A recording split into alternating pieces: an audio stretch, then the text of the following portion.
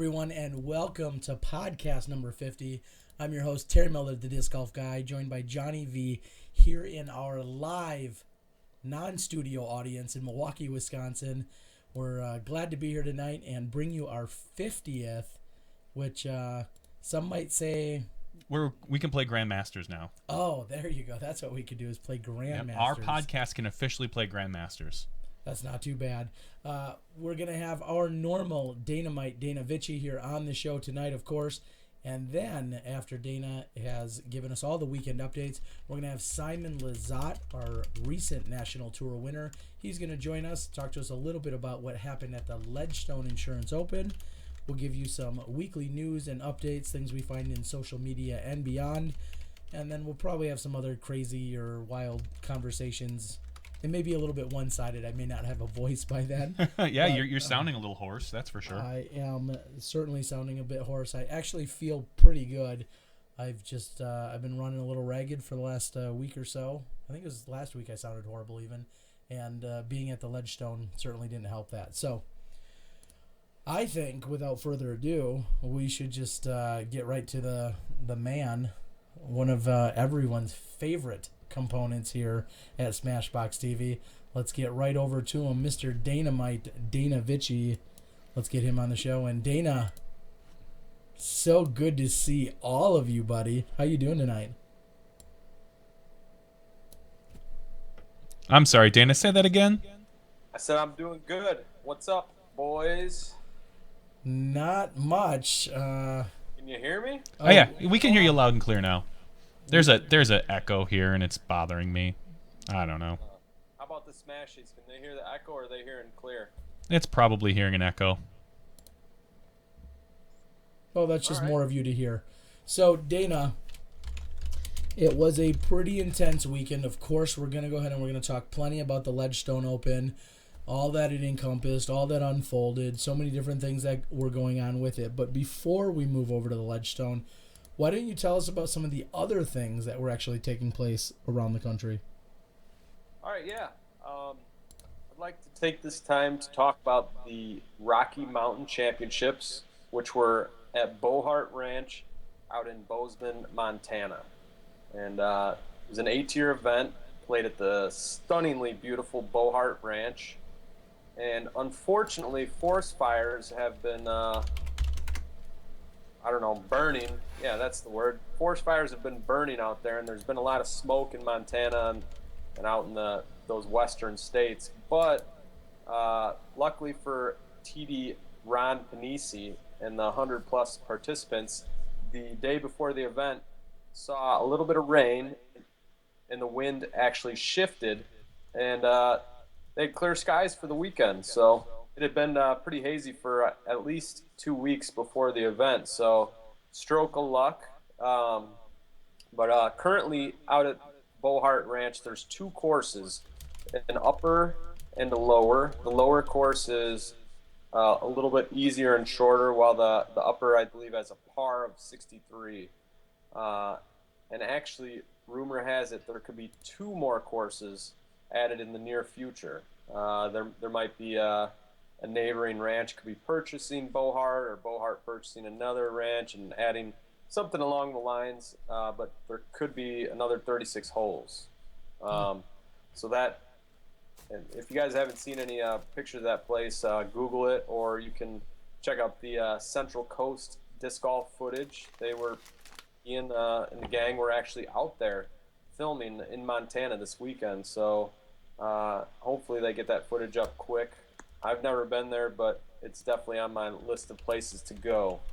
So the event, I actually had a chance to talk to the Rocky Mountain champion himself, Christian Dietrich.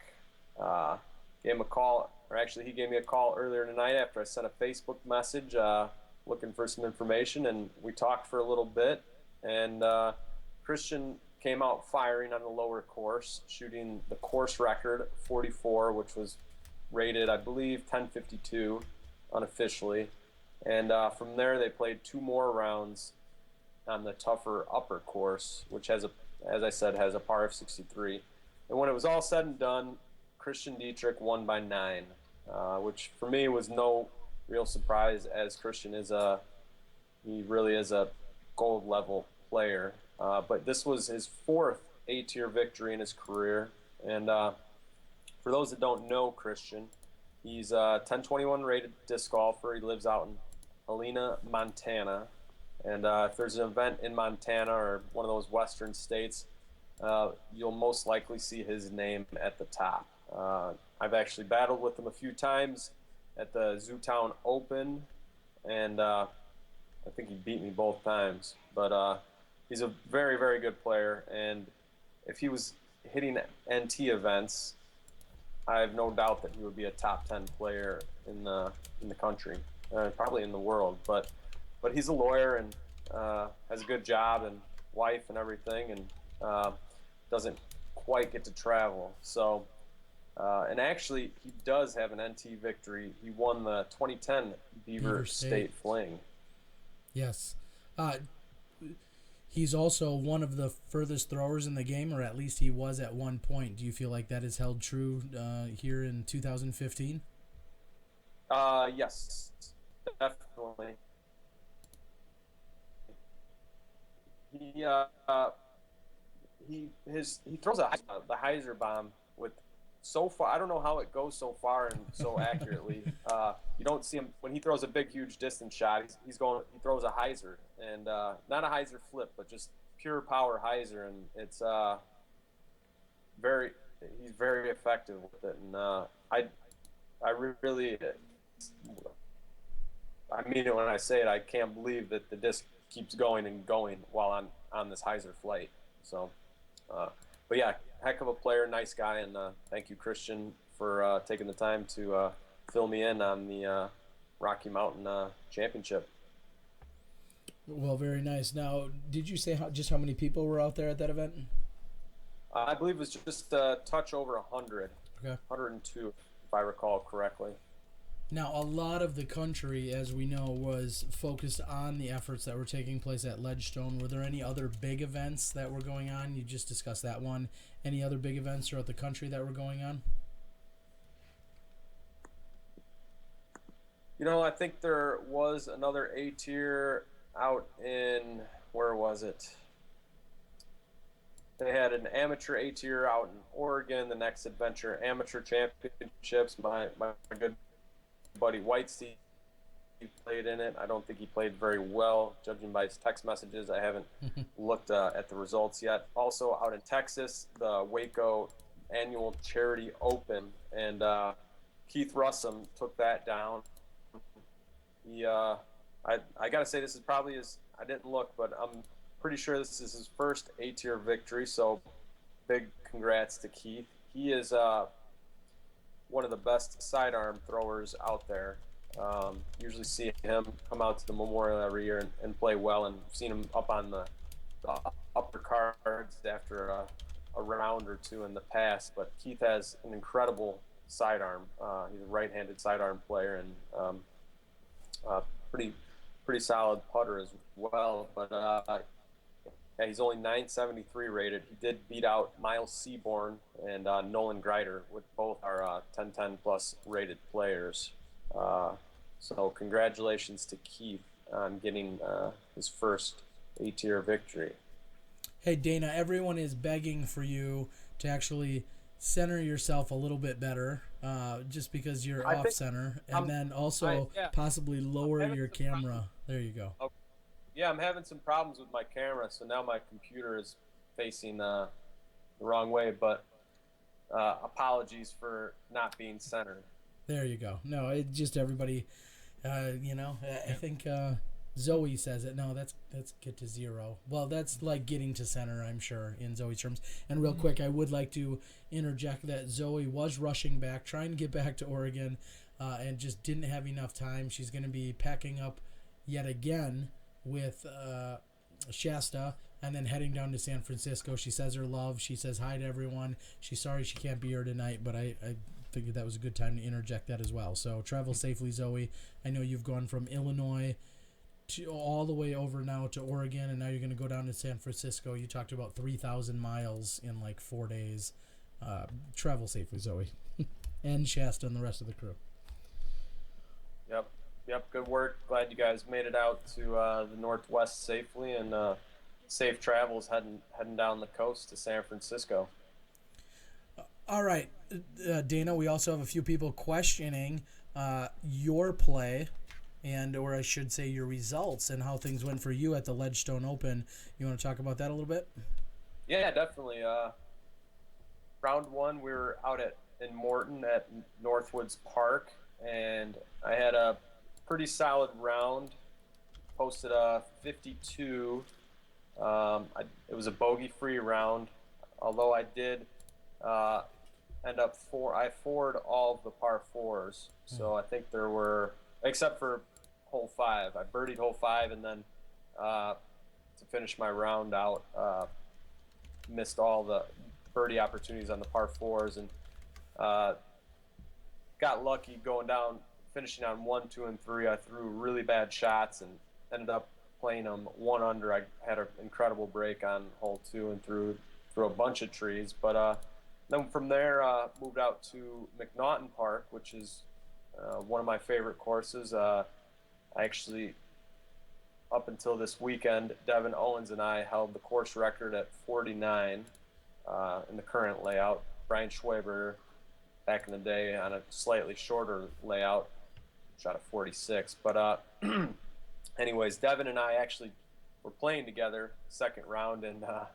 we both played pretty poorly, shooting 59s, 10 strokes off our previous course record, and then course record was broke multiple times, and eventually it ended up being Simon with a 47 having the hot round, which it's a very, very good score out there. He shot 8 under on the front 9, and he actually only missed hole 8, which I would say is a hole. I wouldn't have guessed him missing that hole, because it is a power shot, and it's one of the cleanest lines on the front 9. There's not a lot of trees, so slightly surprising, but he did shoot a 47 there and took that course record. But I'm happy to say that I did hang on to it for a couple of years, and from there we're back at Northwoods, and I shot a very good round out there. Started out on hole 15, and I birdied 15 through 3,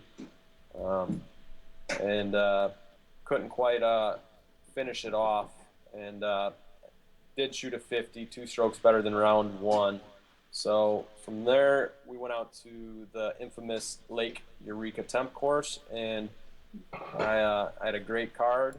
I got to play with Ron Converse, Josh Childs, and Snapdragon, James Snappy Cole, and I ended up sneaking into the 50s with a 59. I was kind of surprised. When we tallied the scores, I did not know that I was shooting in the 50s. But when it was all said and done, I believe it was 21st place. That was a long-winded answer for saying 21st place. Oh, yeah. I forgot what I asked, actually. No, solid play. A lot of people were talking about anywhere in the top 25, because everyone at, I believe, 25th place and above received at least $1,000. That's a nice payday. So that's a pretty substantial payday for finishing anywhere in the top 25. Dana, I know you've gotten quadruple digits, so to speak, in terms of payout, but never before for 25th. Isn't that right? That is correct. Actually, for 21st. See, I can't remember in the past if I've at USDGC I've finished right around there and got paid out. I don't know if it was 1,000 or in the upper 800 or 900s, but it's not a normal occurrence for getting 22nd place. So thank you, Nate Heinold, for making me disc golf rich. There you go. I appreciate it. Let's talk about the payout a little bit.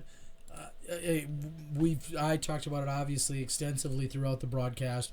$125,000 purse, $65,000 added to the purse, still $20,000 donated to the St. Jude Charity Research Hospital and Foundation of the Peoria chapter specifically, but $20,000 added given to them. And some people because we know everyone can't be pleased all of the time, so I've heard. I don't know. I do a pretty good job pleasing most people. Yeah, no. Some people have actually been a little bit critical that they thought first place would be so much heavier in terms of payout. And now let me say this. Nate Heinold posted the projected payout literally 6 months ago, so there was no surprises. I think he even stuck exactly to the projected payout, assuming that each division filled out.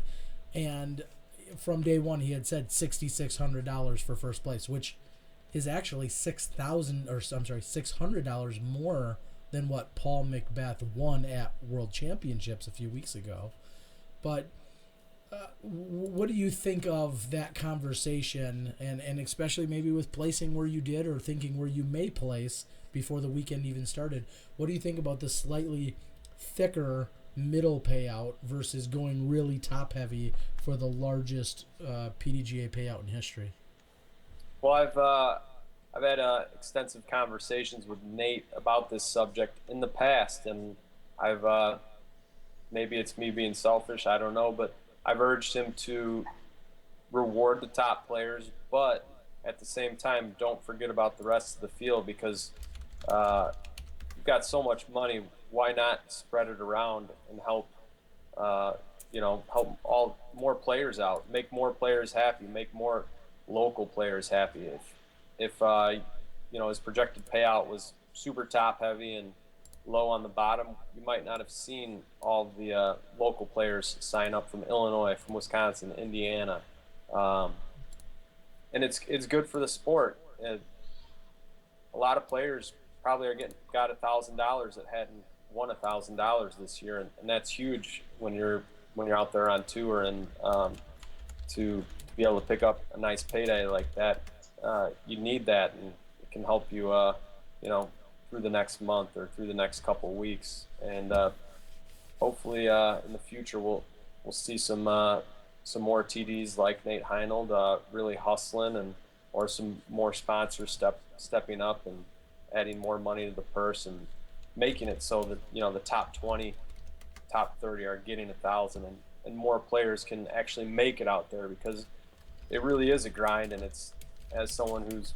finished a lot in the round 20th place at NTs, it doesn't always, 20th place doesn't always pay for the weekend, and it makes it hard, and so you can only take so many 20th places before you're off the road and back at home, and not out there anymore. So I applaud Nate for doing that, and making it so more of us out there can try to make a living in disc golf. Yeah, and I think there's something still to be said that it paid out bigger than our World Championships. It actually had, like I said, $600. Now, granted, that may be minor in the grand scheme of things, but $600 still more than a Worlds says something about it.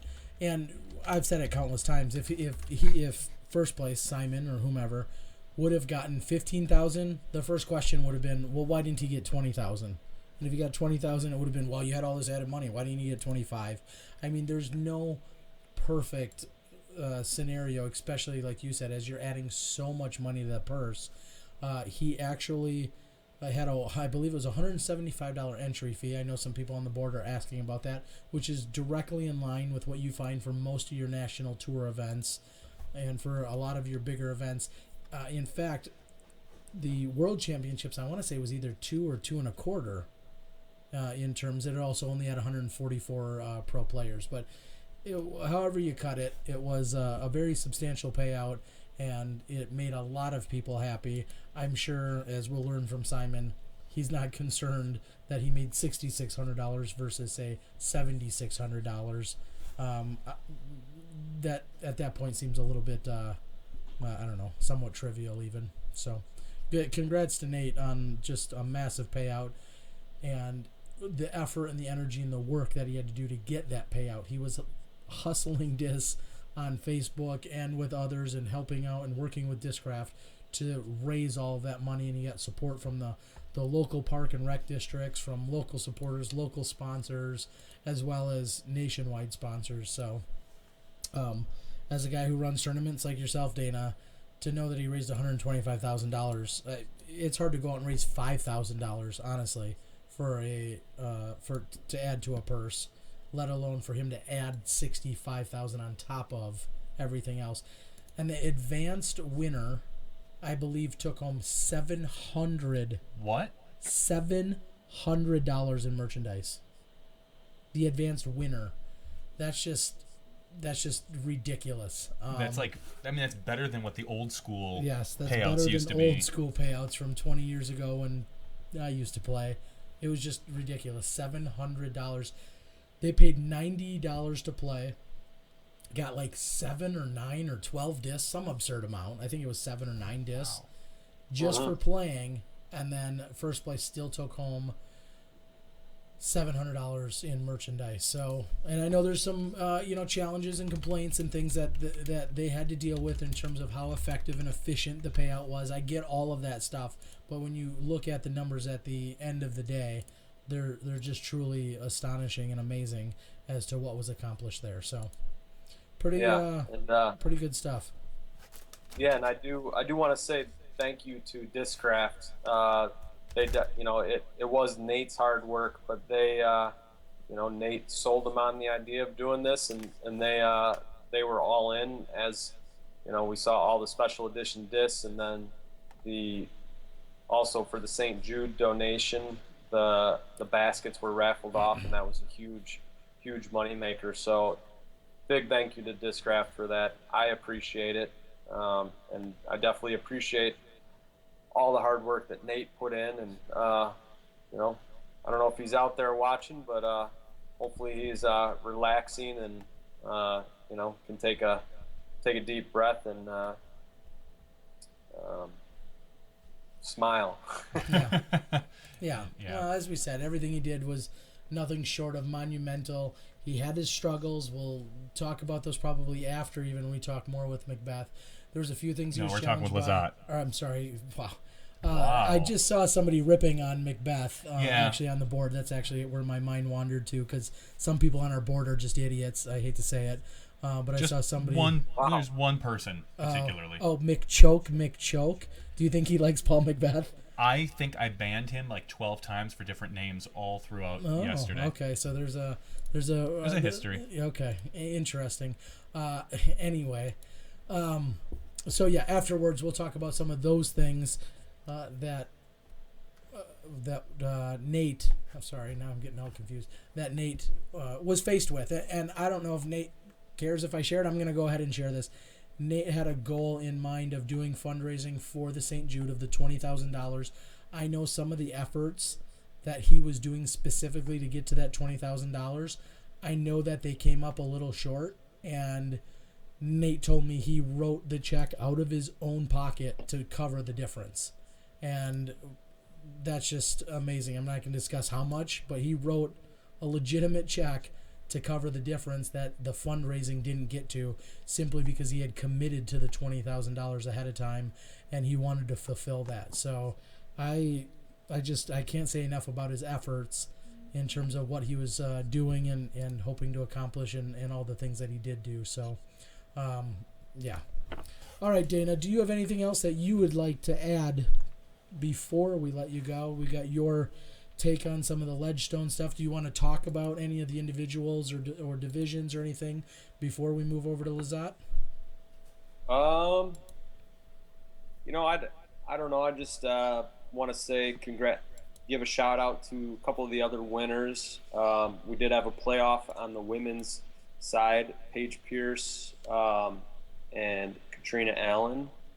Valerie Jenkins was one stroke behind them, but Katrina birdied the final hole birdied it to push it to a playoff, and then won on the first playoff hole. They did go to the sand volleyball court hole, which I would have considered starting on a different hole, but it was a short playoff. Katrina ended up winning. Paige threw her upshot out of bounds, and I do want to give Paige a big shout out. To get to that point, to catch up to Val and Katrina, Paige birdied the water tower hole, and I would love to see the numbers on the men's side, but I would venture to say that there were probably less than 5 twos, and that might even be a high number. Did you see any twos during the final round? I know the final 9, no one was able to get it, but during the final round? No, all 4 of the competitors during the final, or I should say during the 18-hole round on Sunday morning had laid up for it. And then as we saw during the finals, Macbeth had gone for it and did not get inbound. So in the 9 attempts that I saw, there were no birdies and only one person truly attempting to go after the birdie. Otherwise, the other 8 had laid up. So, I saw no birdies on that hole. Wow. That's, for Paige to do that.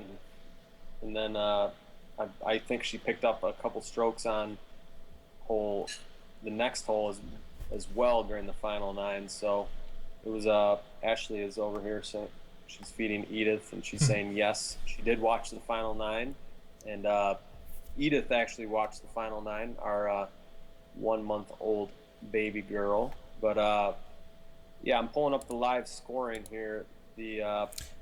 Well, as you do that, Nate has actually chimed in on the board. Apparently he's checking up on us, as if he's not sick of me already after spending most of the week with him. He says he hopes to have the final stats down for the Eureka course this week, but he does believe there were at least 5 twos. And Nate, we all know, is a very mathematically driven, statistical, finance kind of guy. And I expect, and I think this is going to be part of the story that we'll have to get talked about in a week or two, but as Nate takes every single score that came in from that Eureka course, I think that will prove to be good conversation points for some of the holes that played the way he wanted them to and some of the holes that didn't. And I think as he gets all of that statistical analysis done and compiled, I think there'll be a lot more conversation that can be had. Maybe some of the most experienced or more experienced course designers can take all of that and a good conversation can be had from there. Yeah, so I'm looking at the live scoring from round 4 at Lake Eureka. Hole 16 was the water tower hole, and Paul Macbeth did to it during the final round. So otherwise, it was all, for the top 4 cards, it was all 3s minus Wysocki and Kale both bogey for'd it. Nobody took that water hole, the water tower hole. What's the water? What number was that? That was hole number 9. The water tower hole? Yes, that's hole number 9 on that layout. Yeah, that would be the 1, 2, 3, 4, 5, 6. That would have been the 7th hole. All right. Okay, you guys win. I lose. It's all right. No, some of us are doing real work out there this week. And I only know that because I remember in the final 9 him going for it and flipping over his Firebird, and every other time he laid up. Okay, yeah. So I don't know why I was calling that hole 16. Maybe because it was the 3rd to last hole of the final 9. That could be. So I guess that I've got to say our lovely daughter did not allow us to sleep very much last night or today or. So I'm a little out of it. I forgot to put a shirt on too. Yeah, you did. There are some people asking if you need a new clothing sponsor. Yeah, I mean, I know Dude has been treating you well lately. I know Miles over at Paragon has outfitted you for a number of years, but maybe you're just so generous you've given the shirt off your back. We're not sure. Yeah, I kind of teased on Facebook. Tune in to see if I have a shirt on or not. No, you did not disappoint. Let's keep it above the waist, though, because nobody cares. Yeah, next thing you know, here we are. But everybody's waiting to get to Simon. Thank you for having me on. Jonny, good work over the weekend. Thank you. Keeping, bouncing back from camera to camera and with the good stats. I watched the Final 9 coverage from SmashBoxx here a little bit ago. It was a little shaky here and there, but overall good. And wow, everyone saw that. I know they did. I'm okay with that. I was just shaking. Sorry, it was my hands. They were shaking around. I'll say this. I'm just kidding. It has been, before we get to Simon, the past 4 days on Smashbox, we have had more F-bombs dropped, and Schwebby Not dropped by me. one. No, you dropped the S-bomb. Maybe. You did. I mean, during the whole Macbeth play-along thing, he knocked on the door and you said, Oh, yeah. You stood up and And said, I didn't care at that point. No, I know. I'm just saying. No, In that, the that past, was for a fact. I'm just saying. I'm just saying. We're no longer PG. They're PG. That's right. Were we ever yeah, PG? well, We were, yeah. All right. All right, Dana. Yeah, Well, that nonetheless, Ragna. We're never having Ragna on again with her potty mouth. Yeah, she totally would.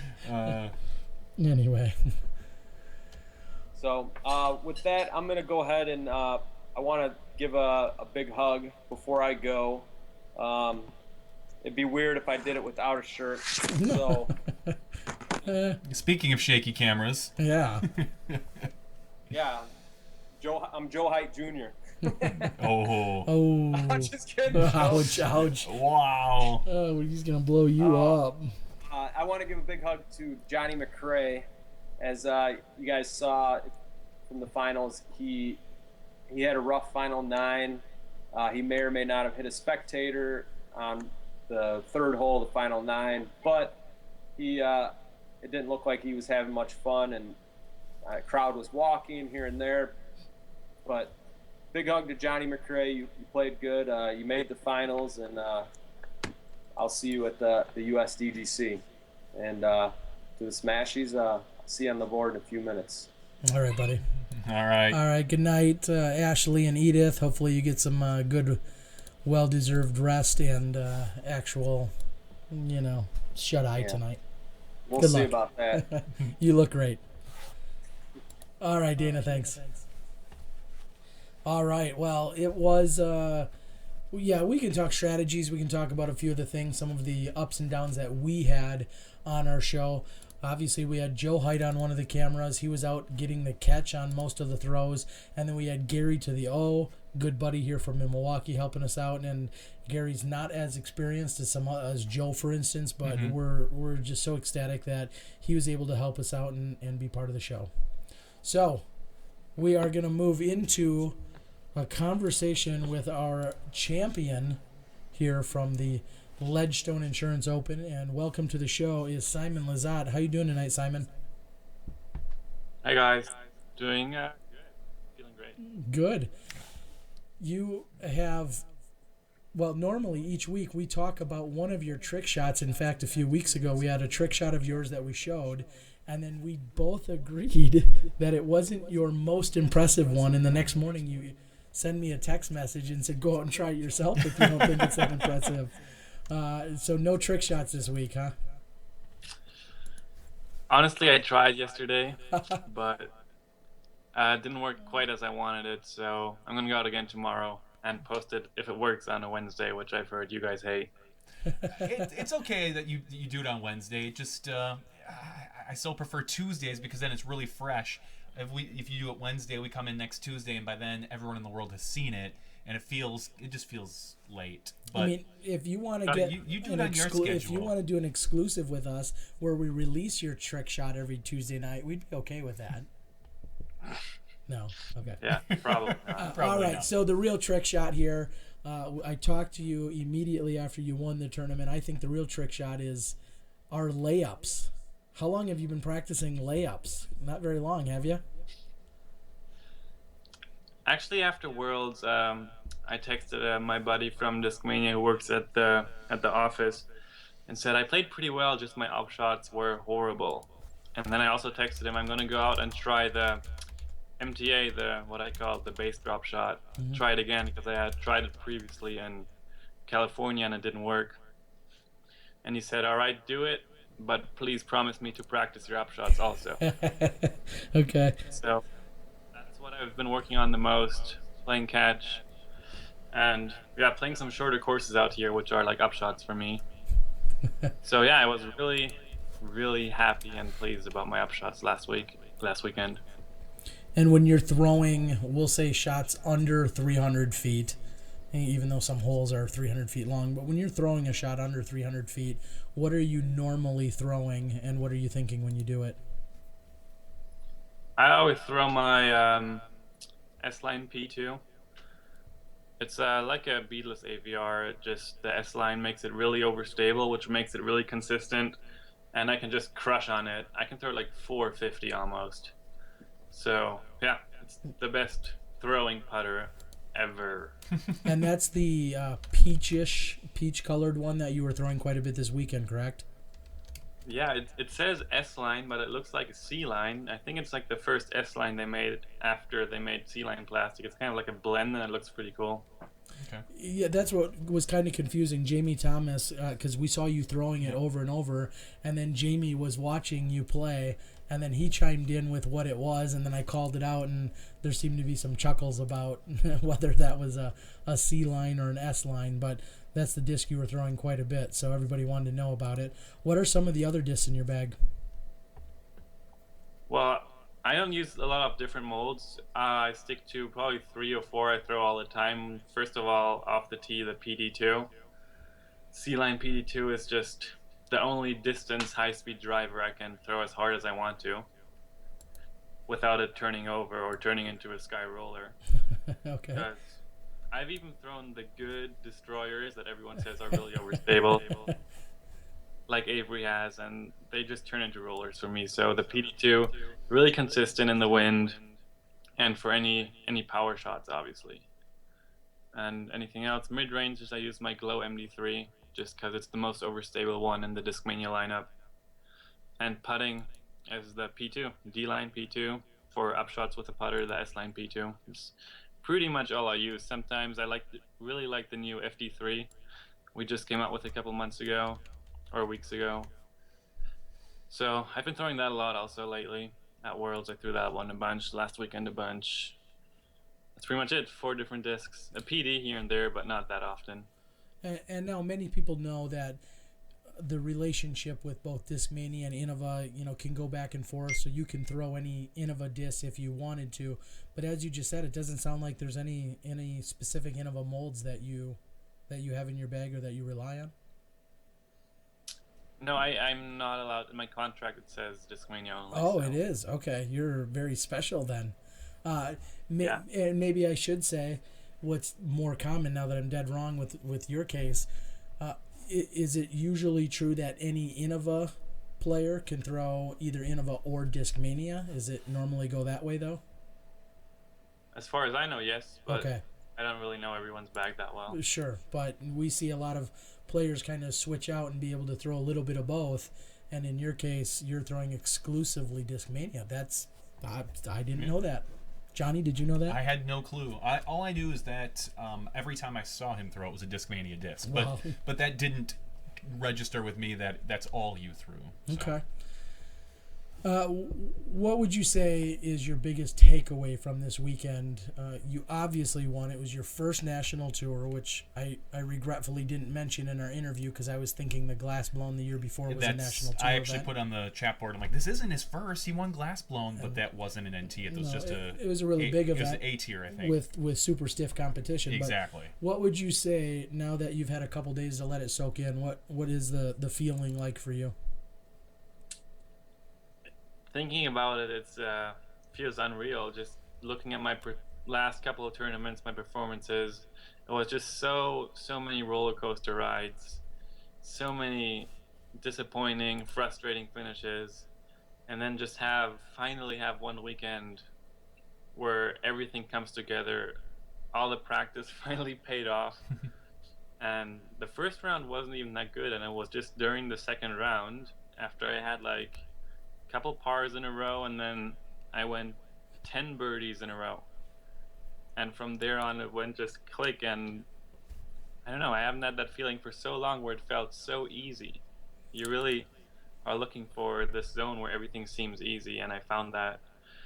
And then it was like a 2-horse race, Paul and me just going on the Eureka course the last day, tying, what was it, the first 10 holes. Yeah, we tied like 15 of the first 17 holes. And on 18, he got 2 strokes on me because I threw a terrible shot. But just having a chance to battle with Paul, who works more than probably a lot of us combined to be as good as he is, it's just really special. And to see him make mistakes and give me a chance was also really special. And for me to use that opportunity feels even better. And then obviously having that huge payout as an extra bonus, having this huge field, seeing my name on top is pretty cool. What I had last year at the Glass Blown, but this one just being national tour is even more special, being European. And the second one after Marcus Shellstrom, who's done it before, who also left a comment, congrats and welcome to the club. Nice. So that's cool. Very cool. Now, you said it the other day, you also just said it now, that you were in a zone, everything was clicking for you, and you haven't felt that way in a while. Would you say the last time you felt that is when you shot that ridiculous round at the Memorial out at the Fiesta Lakes course? Didn't you birdie 17 of the holes, or 15 or 17 of the holes, actually? Yeah, exactly. That's exactly how I felt that round, and it's not really explainable when or why it happens. It just happens. You walk up to the tee and no, you can't throw a bad shot. And if you do, you know you're going to hit the putt. So it's so weird. I was lining up 60-footers on Saturday last weekend, and I knew there's a very, very slim % chance that I'm not going to make it. It was crazy. That's got to be a good feeling. So we were actually covering the women live on Smashbox that morning on Saturday morning. Yep. And I believe it was Jonny here that was at one point in my ear said Simon's going off, like he's destroying the course. What about McNaughton? Do you feel like there was anything special about that course? I think it was kind of everyone's favorite, but was there anything special about that course that maybe helped get you in that zone? No idea. I really liked hole 18, which is like a huge par 4 where you can just bomb it off a hill and then have a nice clean upshot. I think everyone liked it most because there was like no really confusing rules or really crazy holes on it. It was just a nice park, nice clean holes, and I don't know what happened for me. I practiced it only once, and I thought, whoa, these par 3s, especially hole 1 to 9, I was like, yeah, if I get 2, 3, maybe 4 of them, I'm shooting really good. And then get the first 7 in a row, and I've only seen those holes once before. It was just, I don't know, it was just one of these moments where it just goes click and everything works. McNaughton, Paul Macbeth had said earlier in the week that McNaughton was one of his favorite courses. Ken Climo has talked about that when he used to travel up here quite a bit, said that was one of his favorite courses.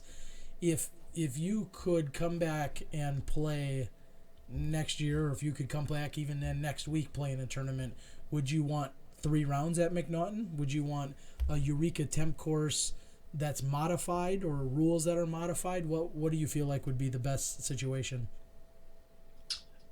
I actually felt like that Northwood had more potential to be a better course than McNaughton does.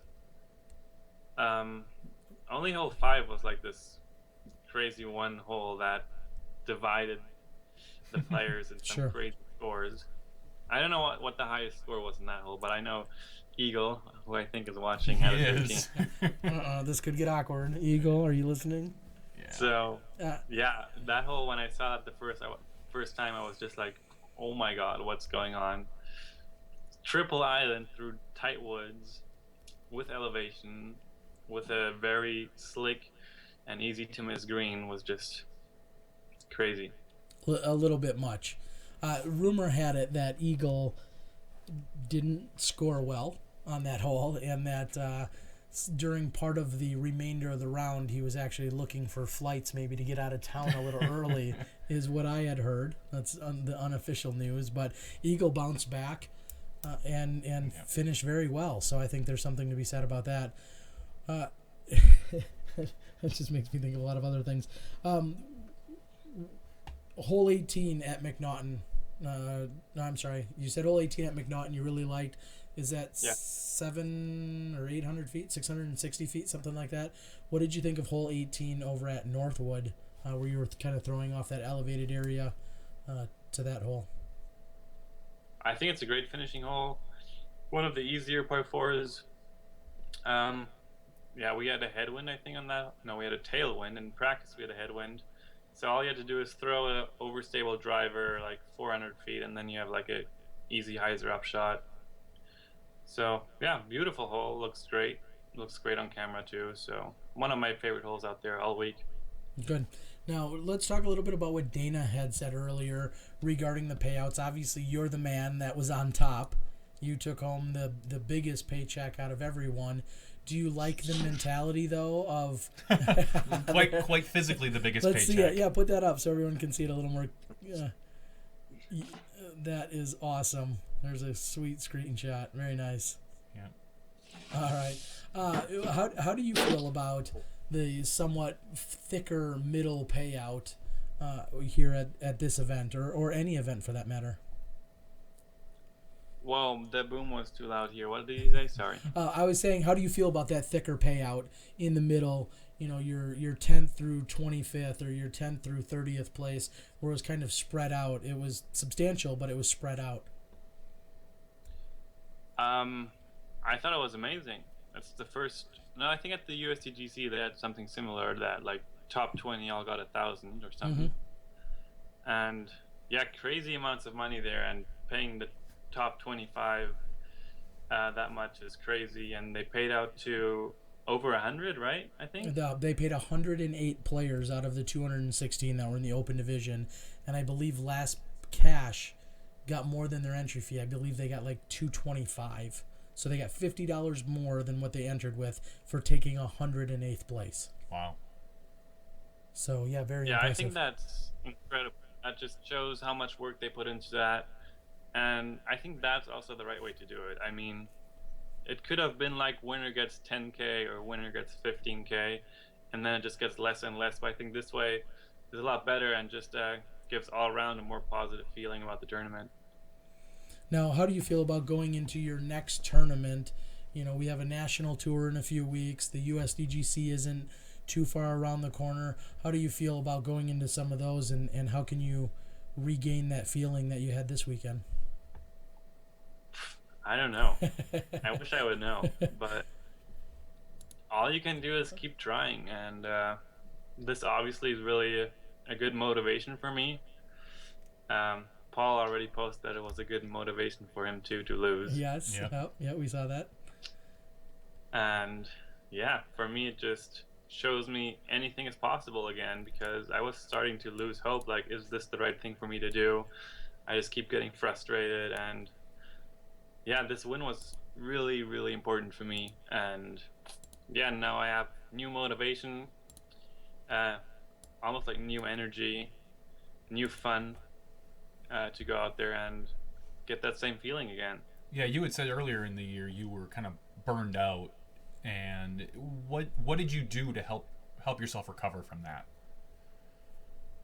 I was just really frustrated with the way I played, but then I had a good talk with Drew Gibson in Europe. We sat down for like almost 2 hours and talked about our lives, and it was just, he asked me how do I expect to be really good if I don't practice, or if I don't put a lot of work into this game.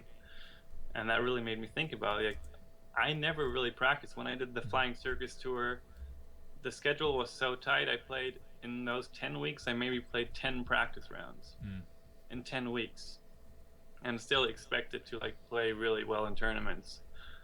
And that's just not how it goes. You have to go out there every day and practice every day to have a chance to play good. And I just, talking to Drew about that was really a good motivation for me, and just showed me again that those days where I can go in Germany and just win every tournament are long gone, and I have to work for winning. A little tougher here in America. You and Paul, now for a couple of years, have had this really fun little rivalry that goes back and forth, and I feel like I know you guys really well, and I know it's always in a good joking camaraderie and friendship. But explain to everyone else out there kind of the relationship that you and Paul Macbeth have. It's really friendly. I think we respect each other, and yeah, he just gives me this trick shot, fun, goofy side I have, and he respects me for that. And I think he thinks it's pretty fun and really cool. And yeah, I don't think he likes seeing me beat him in tournaments at all, though, Wow. because He doesn't Yeah, like that's a he doesn't different like kind of- anybody. it was always like I was accepting coming second to him. Like Sure. if I was going to be second in every tournament to him, I was going to be like, okay, I'm doing really well. But beating him, I don't know how much he liked that. Probably not very much. Well, But we're friends. It's all good. It's I'm glad I could light a fire in him to make him try even harder next time. yeah, good job. Way to That's you. Rev him up. That's Yeah, a great idea. That's what you need to do. I think he's now won 16 out of 20 events this year, and you just beat him at the last one. So I'm not sure you really need to give him any more motivation, but way to go. And I asked that because I've seen, there's videos that are now a little bit old, but him, you guys like throwing darts at each other's pictures and, some of that really fun stuff. And I think people, some people who don't know you guys as well think, wow, do they really dislike each other? Is there any kind of, and you guys are just having fun with one another, your teammates and friends. So, and then I think it was classic, the line that you said when you won the European Open, or I'm sorry, you won the European Player of the Year award, which you have handy. Right handy. Very nice. Now, let me just ask you this. I had a conversation with Paul on Sunday night after the tournament, and he said that he's planning on spending more time in Europe next year. Yeah, me too, by the way. Okay. Does he have a chance to win that? Is it because of the events, the amount of events that you played, or is it that you have to be from somewhere overseas? You have to be a European, born citizen, so to speak, or so. Do you have to? What are the criteria? Maybe that's the question I should just ask to win that European Player of the Year. I don't know, honestly, but I'm pretty sure you have to be European to win European Player of the Year. You better check on that, because if Paul's going to spend a bunch of time there next year, he might be coming after that. You may have motivated him by saying that remark as well. But if I said that and it's wrong, then it made no sense. But Whatever. On Sunday, on his speech, he said, a fact is that he throws further than I do. And that also doesn't make any sense. No. Well, he did on one hole. The last hole of the tournament. On the last hole, yeah. Now, you guys were going back and forth, and for the people that were watching at home, Paul didn't take that route. He said, I'm no Simon Lizotte. He wouldn't take that route during the round in the morning, but on the final hole of the tournament, he took the same route you did, and he outdrove you. Does that surprise you? No, he knew he didn't. After the water tower hole, he knew he lost the tournament. So he just wanted to have fun, of course, show off for the crowd. It's always good, exciting, making those people excited, so that's fun. But during the round, I just feel like that hole, I just knew what the right drive was. Because that route is not really that risky, especially if you throw so consistently far as he does too. He throws really far also. And if you get more out there, the 3 is so much easier than when you have to go low through those trees. And I just feel like my course management was a lot better than his on that hole. Did it make you feel any sort of I guess any better that you won on a course that really required a ton of course management? That entire lake, Eureka Lake was almost all course management. Yeah, yes and no. Kind of yes, because usually a lot of OB is like exactly what I don't like and where I don't really do good on. Because I always go OB by a couple feet because I go a bit too long or just shank my drives.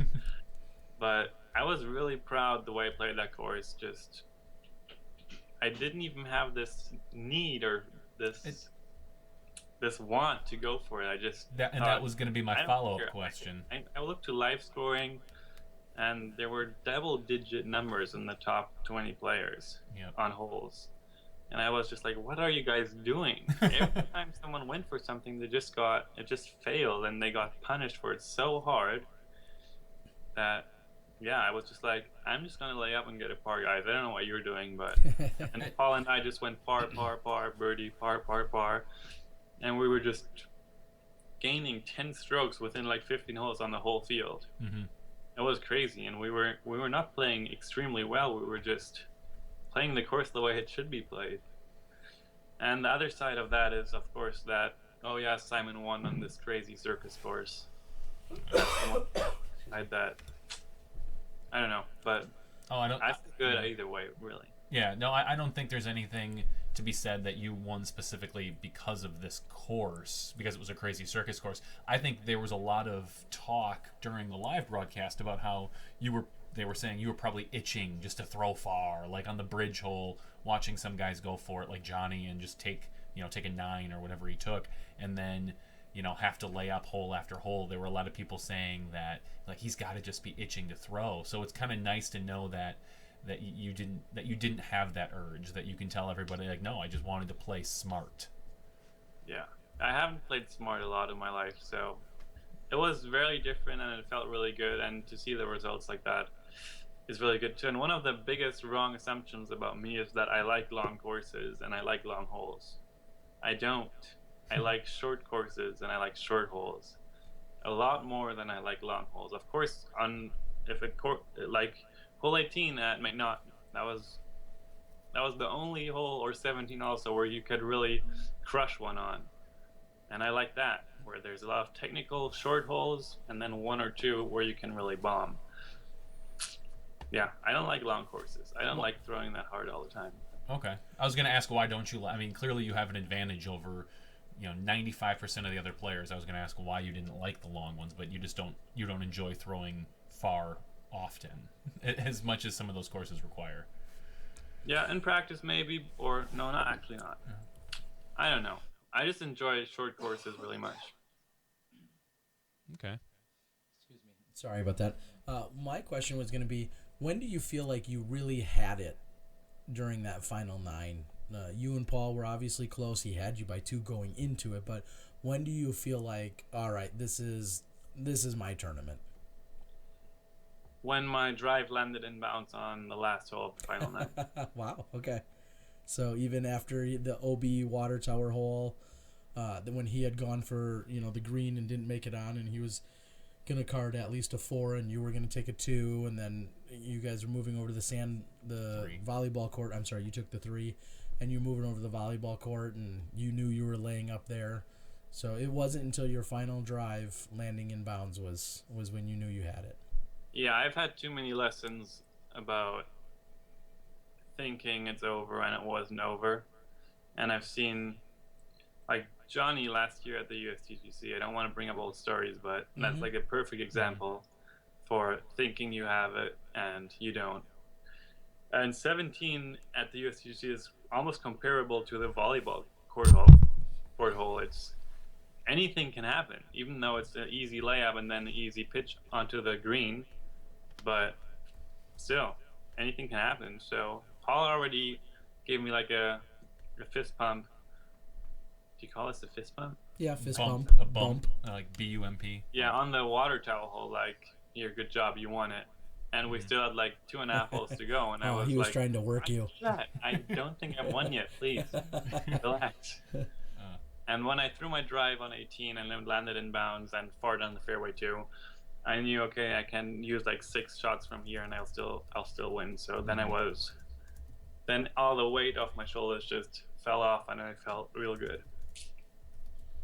Awesome. What's next for you? You're in Ohio, I believe, in the Ohio area. What is next for you on your tour? On Thursday, we're going to leave to Nashville, Tennessee. Going to hang out with Will Schustrick for a weekend, playing the Music City Open. That's his bachelor party as well, am I right there? His engagement party or something? I believe there was talks of some kind of get together or something. Yeah. I know Katrina Allen had mentioned something about it. I don't know if that's an open invite. I think all Smashies are welcome to attend. Just bring your Smashy card. And no, I think that they were getting together maybe after the event, but the event was going to be kind of just a preliminary thing for a lot of people. Sure. So Music City Open down in Tennessee going on this weekend, and then after that. Are you just going to be... Then what are you going to do? The weekend after that is nothing for me, I think. Okay. I think that's the weekend of the Maple Leaf in Toronto. Okay. and there might be still a slight chance I'll be driving up there, but probably not. And then there's Augusta, of course, and then the tournament in Vermont, Yep. and then USDGC in 2 weeks after that, I believe. Okay. And when you start thinking about USDGC, is there a specific way you can prepare for that course? I mean, it's so unique to what you see everywhere else on the tour, whether it's in the practice field or anywhere else. Is there anything that you can do to really prepare yourself for the USDGC? No, I just want to get there really early, like at least a week early, and practice those shots, because practice is kind of new to me, because usually I just go out there a day before, throw every hole one time, make some putts, and then get to the course 20 minutes before my tee time, throw a couple shots, and start. That's how I like to do it. Sure. And now, actually, with preparation, I have the hope that I will do a lot better. And I've kind of, for some reason, I put off this need to go for everything, and I just want to play OB free, or OB free as possible. That makes perfect sense. If you had to rank your caddies, who's the best caddy you've ever had? Best caddy I've ever had. Someone on the board wanted to know. My best caddy I've ever had was Eagle McMahon. Oh. That's funny. He asked the question, Yeah, too. go figure. Oh, that's so... All right, that sounded like a setup, in my opinion. Some people are asking, did you have a clear head? Was that the difference between this tournament and St. Jude? Because you seem frustrated there. Do you feel like you were a little bit more level-headed, or maybe had more or less thoughts in your mind when you're in this zone? Are you thinking about anything? Yeah, something happened at Worlds and the final round that I had a little... It was not good. I had a little outburst during the round, and it was a really bad situation, and I felt really bad about it. But this... and I usually never get really angry or something, or seriously frustrated. Usually I just keep smiling and whatever. But I was like really angry, and that set just all the frustration and anger I had inside of me, just that I oversmiled all the time, just came out in like 1 second. And from then on, I just felt so much better. I just felt so much better. Didn't have the need to go for stuff anymore. Didn't feel any frustration. Just wanted to play my game. And I guess that little outburst was really bad and not at the right place, but really helped. Okay. Well, you got it out of your system. One of the things I want to ask is, you talked earlier about the Discmania and the Flying Circus, tour and all that stuff, and how you didn't feel like you were necessarily preparing enough. You're not traveling with Avery at the moment. In fact, Avery went out to dinner with us last night here in Milwaukee, Wisconsin. I know you're not traveling with him. How does your travel routine and schedule, how does that change what you're doing right now and where you're going and the things that you're worrying about? I mean, it's a very different setup. I know you've been a lot of times also with Jamie Thomas and in the van and all those other things. How does that change?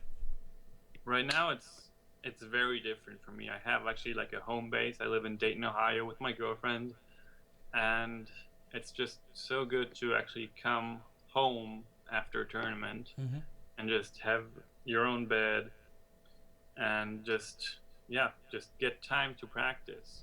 I have a bunch of courses around here that I enjoy playing, and it's so different than being on tour. Being on tour is really, really different than people think it is who haven't done it.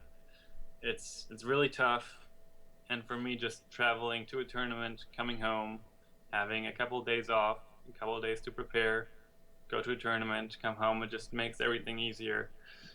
And I think my performance at Worlds already showed that I finished in the top 10, played solid all week there, and last week Columbus we don't really have to talk about, but and the Ledgestone now, obviously it just, everything right now is just a better feeling and way less stressful for me.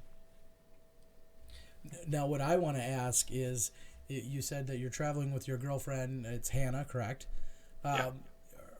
Her thing is Skittles. No, the other one. No. Quiet. Oh yeah, quiet. No, her thing is Skittles. How many Skittles does she eat in a normal weekend of watching disc golf play? About 2 bags. And we're talking the big pound bags. Yeah. They're American-sized bags. Yeah, American size. There you go. She doesn't mess around when it comes to her Skittles. Do you enjoy Skittles nearly as much as she does? She leaves me during rounds to go to the car and get Skittles. Okay. All right. Well, she loves her Skittles. Yeah. Priorities. But I like them too. Okay. What did you think about the gallery at Ledgestone? I know clearly it looked like it was pretty significant. Yeah, it was surprising to me because during the morning round, the 18 holes we played, we had not many. Probably less than 100. Further around, probably 50 maybe. Mm-hmm. I don't really remember that well, but I don't remember any of the last 4 rounds I played last weekend. It was just like playing in a different zone. I don't know what happened. And yeah, seeing all those people, I couldn't even guess how many were. Probably close to 1,000 maybe. Yeah, if not more. He said, Nate had said there were more than 1,000 cars in the park. So if you do a little bit of math, there's somewhere between probably 1,000 and 2,000 people in the gallery, which is bigger than you get, sometimes at some of our other really, really large events. Yeah. So it was very impressive. Yeah, and it was just cool because I somehow felt like there was just a feeling that people wanted me to win. Yeah, and that really helped too. There's so many people kind of cheering you on and like wanting you to battle and wanting you to get ahead. That was just obviously really pushed me and really made me never give up. Yeah, I think there's a storyline with you particularly, not able to overcome Paul. Well, there's a lot of people can't not overcome Paul, but you coming out on social media, you're one of the more active people on social media. You come off as very lighthearted and fun, and I think you gain a definite, you're a crowd pleaser, which is I think why a lot of people wanted to see you win. And there's an underdog effect going on as well, where some people are just sick of seeing Paul win. I mean, whether people like it or not, he is now, he's the big dog. He's the Yankees of disc golf, and people start to get a real distaste for that. Some people like to see him win, but yeah, it's crazy. I walked into the players' party there was on Saturday night at the hotel, and so many, probably 100 of people came up to me because I was tied with Paul at that point and said, "You're going to beat him this time," or "You got it, beat Paul." And yeah, that's really good for me, but at the same time, I know stuff like that builds up Paul. He loves hearing stuff like that. Sure. So yeah, everything people say against him builds him up. He loves reading comments like that, and one of my favorite comments I get a lot on my videos. I don't read all of them, but I scroll through some comments, and it says often, like, "You will never beat Paul," or "How about more practice, less trick shots?" Yeah. Mm-hmm. And so this win, especially this win against this field, and having that battle with Paul, was a good, just good for me for all those comments. I really like that. It's a little dessert there. How many times, and maybe you know this off the top of your head, how many times have you beat Paul? I think last year 3 times, and this year I don't really count the warm-up tournament in Australia as a win against Paul. Yeah. So that was my first time this year. But I look back at Worlds, and out of the 6 rounds, he only beat me 3 times in those 6 rounds. But then he beat me by like 20. I was going to say the problem were the rounds he beat you were record course-setting rounds. Yeah. So go on. I was going to say, so right now, I'm going to change gears here. Back to your trick shots. How many do you have thought up right now that you're waiting to do, or is it kind of like you think of one and you do it, and then you think of another one, or do you have kind of like maybe a list somewhere, like, I've got these next 4 all planned out? Actually, funny. UC, who is my boss. Most people know who UC is. Yep. He after I did my bass drop, the least impressive one. Yes. You're quoting us then, yes. Yeah. He wrote me a message and said, "Oh, great trick shot, and I had a dream that you already have the next 16 planned. Please tell me it wasn't only a dream."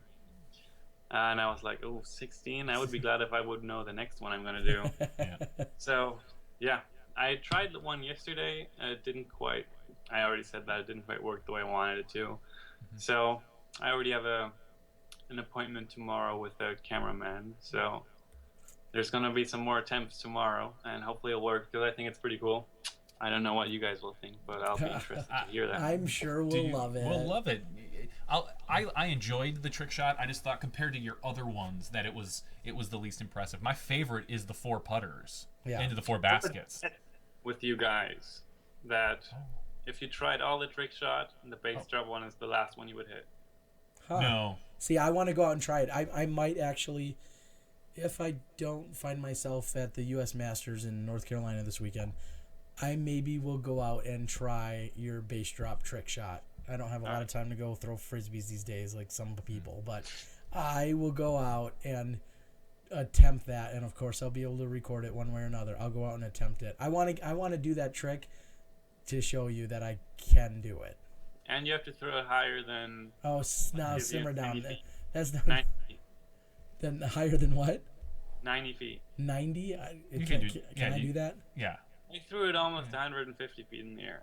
Okay. Yeah. Okay. No, I think the one I would have the most problem with is the one where you flip it around and grab it.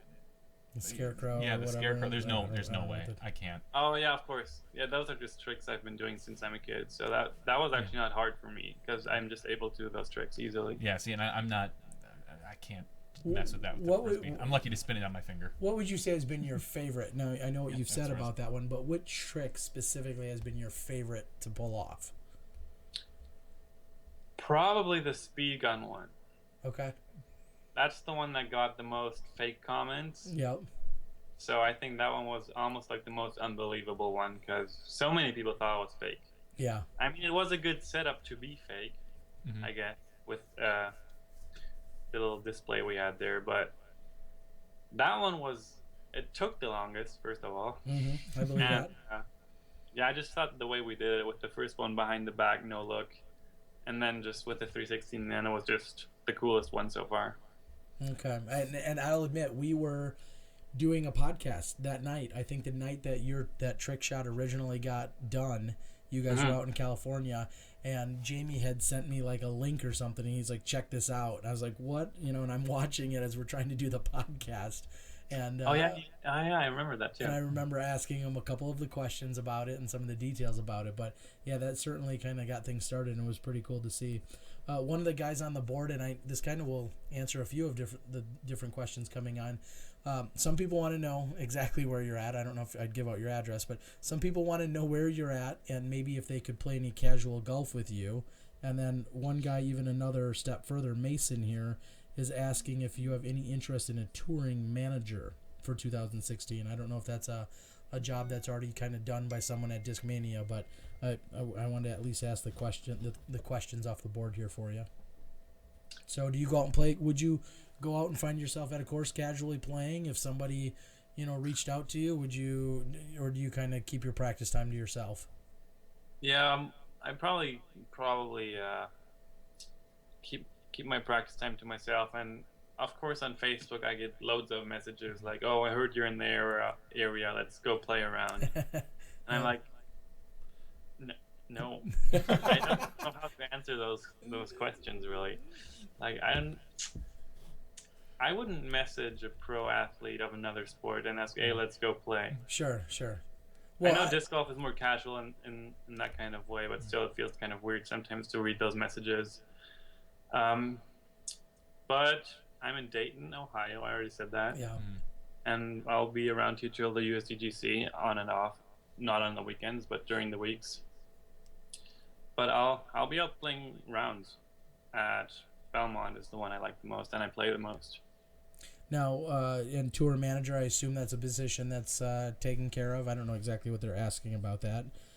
Yeah, Discmania is taking care of me there. It's Okay. good. Yeah, figured as much. There was one specific question, Jason. I think it was a gentleman Sean, who always gets mad because he says we don't never ask his questions. He had specifically said, and I don't like to ask technical questions because you throw far, and I think it's almost impossible to kind of talk about some of those things on the air. And this may fall in that category, but he says, when he drives, does his hips move first before his arm? I've been studying the slow motion videos and I can't tell. Can you tell? Do your hips move first before your arm? I'm glad I can't tell. Okay. Okay, Me either. yeah. I'm good with that answer because some of those, again, just technique questions are so tough. We could get the best drivers, the best putters, the best approachers in the world, and to have them kind of just talk about it, sometimes it doesn't usually translate well, especially on podcasts, but I thought I'd ask. We've asked this question to a couple other pros. Would you, normally we ask, is there a type of tournament you'd like to see that you don't hit regularly? And a lot of them are saying, a bring your own partner's doubles, like a true one. Is that you, or would you like to see a different type, like a 150 or a throwback tournament? Is there anything particularly you'd like to do? Never really thought of that. Maybe, I don't know. I don't really have time for stuff like that. If you were going to play in the World Doubles Championships, biggest world doubles in the world, is it a no-brainer to say you'd like Paul as a partner, or would you want someone else? I don't know. Usually I play really bad in doubles. Okay. I don't know why. I play really bad in practice rounds, and I play really bad in doubles. And only in tournaments, for some reason, I kind of, I don't know, maybe it's concentration or something, or like I just feel like it's more important. But if you've ever seen me in practice rounds, it's pretty sad. Like, it's not nice. So if they do hunt you down at the course, they shouldn't expect to see anything magical. No, I would like Eagle McMahon as a partner at a doubles worlds. It's a good answer. On the shortest, most technical course in the world. Take away take away all of your distance advantages, every one of them. What's that? Long throwers are really good on short courses because we can power down more to have more accuracy. So you say. So no, I'm just kidding. No, the last podcast we had, our guest got really mad and walked out. Yes, he got super mad at me. I like that. I saw that and I thought it was real for like a second. Okay, well, good. That's what we were going for. Now, one thing I'd like to say, and I guess someone just asked, what would you change about the PDGA or PDGA events? I'm going to kind of take that a step further and say, compare the differences between overseas play versus here. I mean, where it's so much bigger, and UC has talked about all the people that watched. 26% of the households or something like that were watching the live broadcast of the European Open. Just talk about some of the comparisons between American disc golf and what you find back in your home area, Germany and beyond. The only big difference is the payout is way better here, and the level of play and the number of competitors. The courses are not really that different. The tournament is not run in any different way. It's just harder to win, and you get a better prize for winning. Okay, fair enough. Course-wise, do you feel that OBs are, and I'm not obviously even just talking about Ledgestone, but do you feel like OBs are handled similarly, tees, all those kinds of things? Do you feel the course designs are relatively similar? Yeah, it's different from tournament to tournament and from course to course, of course. Mm-hmm. But I personally think there should be no OBs in disc golf. Oh, wow. Maybe if it makes obvious sense, like just to separate two fairways or something, or if it's water, of course. But 2-meter rule, absolutely horrible. Okay. And just this random OBs within 30 feet sometimes of the basket, just bad. Really unnecessary and bad. Okay. There should be no OBs in disc golf. That's an interesting quote. I could get behind some of that. I mean, I think there's, like you said, there's some obvious ones. There's your water, and there's or maybe, if there's a playground on the course, something around those lines. Or like streets safety. or sidewalks. Yeah, street sidewalks, basically safety things where you don't want someone standing and playing or throwing into. But I can completely get behind, we'll just say, like hole 18 at USDGC. I could understand not having OB there or not wanting OB there. Something like that. That's what I really liked about Worlds this year, that almost all of the courses were like almost completely OB free, or sometimes there was just like a couple holes with OB, except for the big bomber course we had. But also that one was really fair. Mm-hmm. But those courses were totally. I really, really liked this year's Worlds, and I thought the courses were absolutely fantastic. Okay. Do you feel because they had no OB. Okay. And then a lot of people talk about our scoring is so low, and some of our players throw so well on it on any given course, and we're seeing so many scores under par. And one of the ideas, rather than making courses longer and harder, one of the ideas is making the baskets smaller. Have you put any thought into that argument, and where do you come out on it? If you think about why do we score so low in disc golf, is it because the holes are too short? No, you can't really change the length because a par 3 just has to be reachable in one. It doesn't work differently. Is it because the holes are too easy? No. Is it just the one thing is putting is too easy? That's the huge difference to traditional golf, is that traditional golf putting is really, really hard, and disc golf, you can throw a terrible drive and still get a birdie. It's just not how things should be. Do you think there'd be a different perception if, and I know it sounds crazy, but if there were no par, if it were just score, like, Simon got a 58 on this round, and not Simon scored -12. Right. Do you think, that's good. I never thought of that. You think there's a different perception there? Yeah, I think if we would change it like that much, it would be a little weird. Yeah. I think if we had a smaller basket, I know a lot of people don't agree on this, but I think it would make it a better game. Okay. No, that's fair enough. I mean, we've seen Cam Todd. We've talked about him a number of times. That's something that he's been pushing for a very long time, and I think he's even now has a prototype, very small basket, and he's kind of been leading that charge for a number of years. It's kind of funny. Cam Todd's also one of the best putters of all time, so he's suggesting that we make the basket smaller.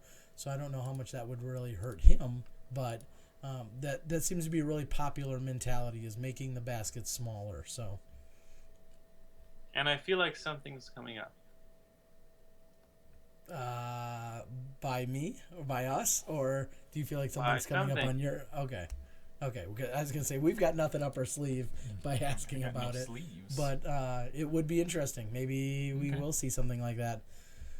He knows. He knows. He's got something. Look at that grin. No, I said I think. You think no? That's you. Don't you ever play poker? If you're ever at the Maple Hill, don't get into the poker tournament. Don't get your poker face is not good. I got a feeling that we may see something from overseas about this. So, what do you think about the way some of our pros handled their displeasure with the Ledgestone courses on social media? Is that disheartening? Is that embarrassing for you? Does that frustrate you? Do you not care? What do you think about some of the pros that were, I'll say, downright rude or maybe immature? Well, how do you feel about that, being a top pro yourself? I didn't read any comments or posts that I thought were rude. Okay. But I think I didn't read any of them, the bad ones. I also didn't look for them, so I guess I don't really care. But I know UC posted this picture of hole 5 at Northwood, the triple island through the woods, and I made a comment, worst hole ever. Okay. Or I went top 5 worst holes I've ever played. Sure. And I don't know if that's rude or not. I don't think so. I don't think it was rude. I mean, I think, especially compared to other things that I read, that was pretty mild. I mean, There's nothing wrong with having an opinion on a hole, a particular hole. I mean, you and I have someone asked us a while ago what the worst holes we ever played were.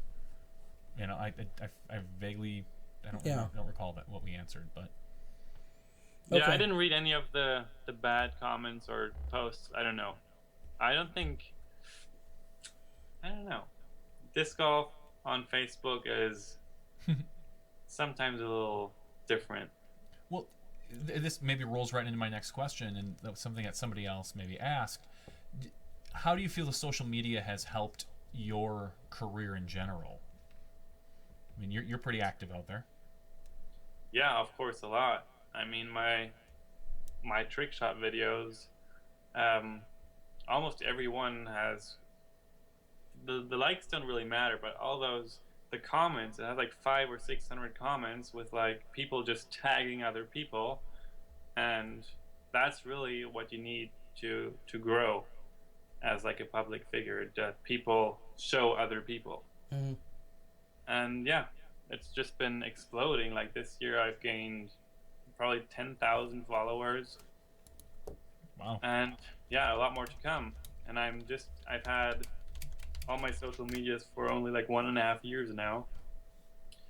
And I've already surpassed almost all other pros except Paul, who keeps being 1,000 above me for somehow. Is that the next step? You got to try to surpass Paul in your social media? Oh, I've been working on that for a while already.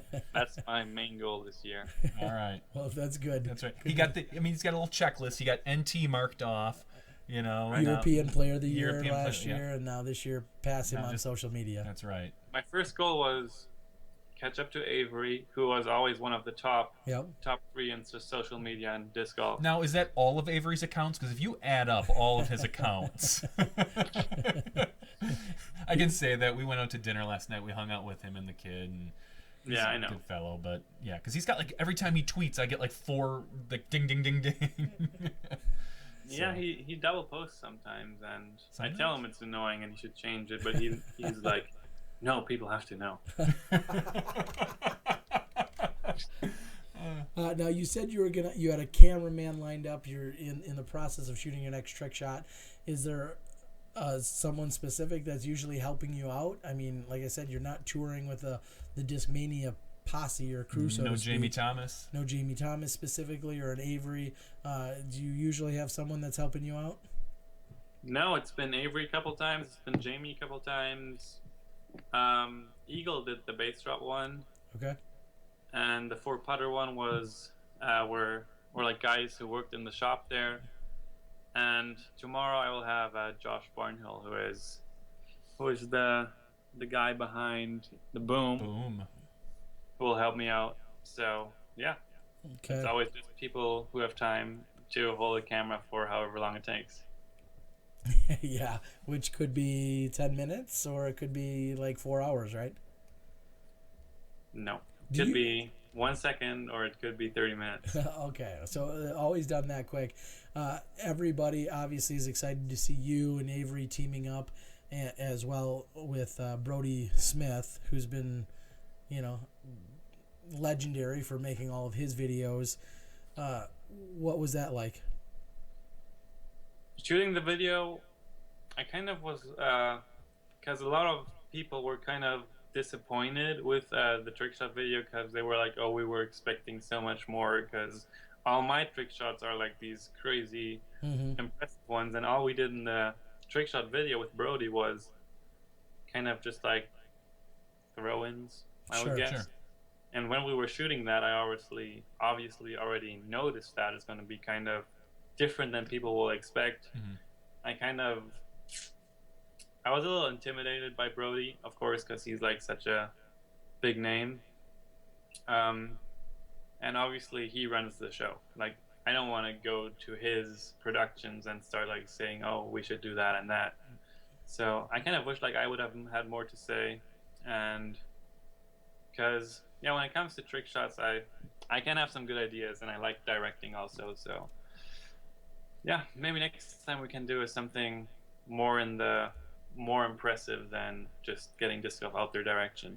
Sure. Well, and we got to say that Brody Smith, obviously with his enormous ultimate following and his ultimate roots, I'll say just the fact that he kind of dips into disc golf with you or Avery or the both of you, he's just providing and I know he knows this, but he's just providing a huge outlet for, to his ultimate fans and to the people that are normally watching him. Having disc golf involved at all, I think is kind of a win in terms of growing our sport and the publicity that can go around disc golf to know, hey, there's another game out there that's not just what Brody does. Obviously, it's still Frisbee related, but it's another game, and a lot of people play that as well. So I think he's doing a tremendous help to us. Whether you love the shots or not, it's still a huge help. Yeah. Did you pick up any production tips on, while on set, so to speak, with him? Not really, but I just learned and noticed that you just have to, any idea that comes to mind, you just have to, just let it out and discuss it, and just not hold back. Just communication is really important. Okay.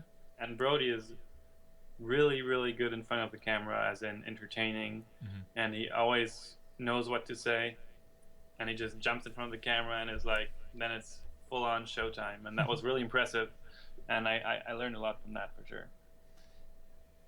The last, I guess, trick shot video really we saw was you and Eagle hitting the water tower. You were hitting. Oh, yeah, we did that. Hitting. I mean, you called it the top, but really it was the bottom. How much higher do you think you could have got?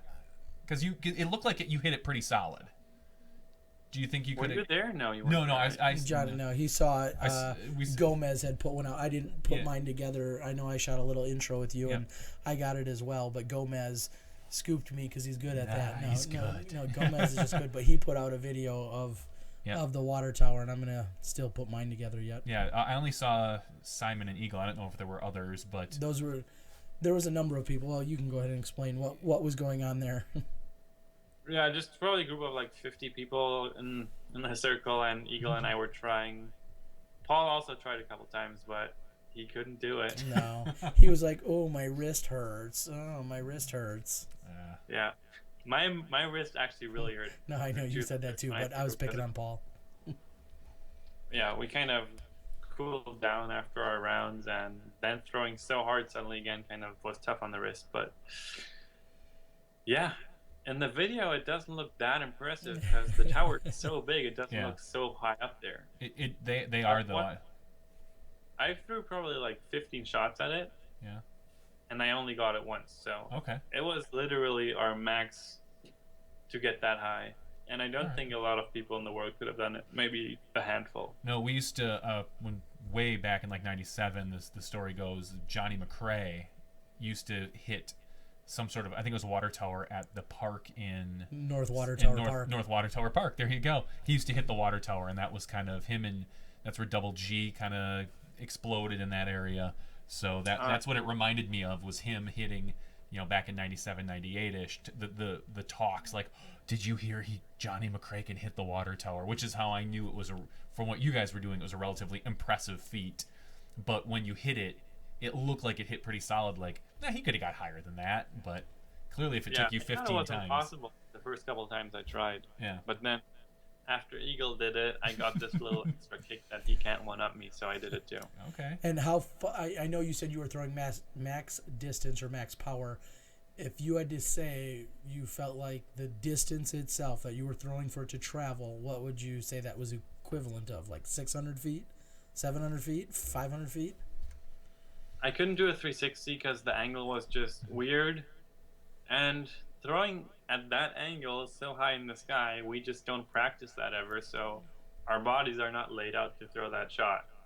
So I don't think it would have been that far, but for that effort, it was probably 670. Wow. Okay, that says a lot. There's people on the board guessing maybe just how far it was, but I was looking how high up it was. Yeah, or how high up it was. I was looking for the effective throwing effort, if that ETE, if there's such a thing. I just made that up. Effective throwing effort. No, you can use that. Come up with a formula, and then we'll talk. We threw it pretty hard. So. Yeah. Okay. Yeah, Fair enough. I'd like to see Terry try. No. I wasn't about to even think about embarrassing myself. That would have been so funny. I was behind the camera exactly where I needed to be in filming that shot. I think I've never seen Terry throw. You're not. I mean, it's unfortunate. I don't throw very far. I can sometimes putt very well. There's actually a putting video of me out there in 2011. I've seen you putt, but I haven't seen you throw. Yeah, it's not impressive. I've got a really nice swooping air bounce that I've never gotten rid of. Yeah, and I don't have a forehand. So there was a question a couple months ago someone had brought up. Have you ever thrown an aerobie, depending on how you pronounce it? Oh, I read that one too. Yeah. Yeah. I have. Not recently, a couple of years ago, and I remember them going really far with a little effort. Mm-hmm. But the harder I tried to throw them, it didn't seem to go any further than when I threw them like with just a good snap. Okay.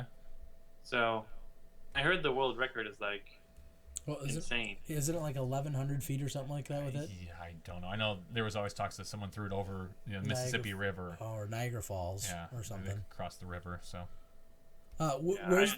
Where's the next most exciting place that you want to play disc golf or visit here in the U.S. that you haven't been to yet?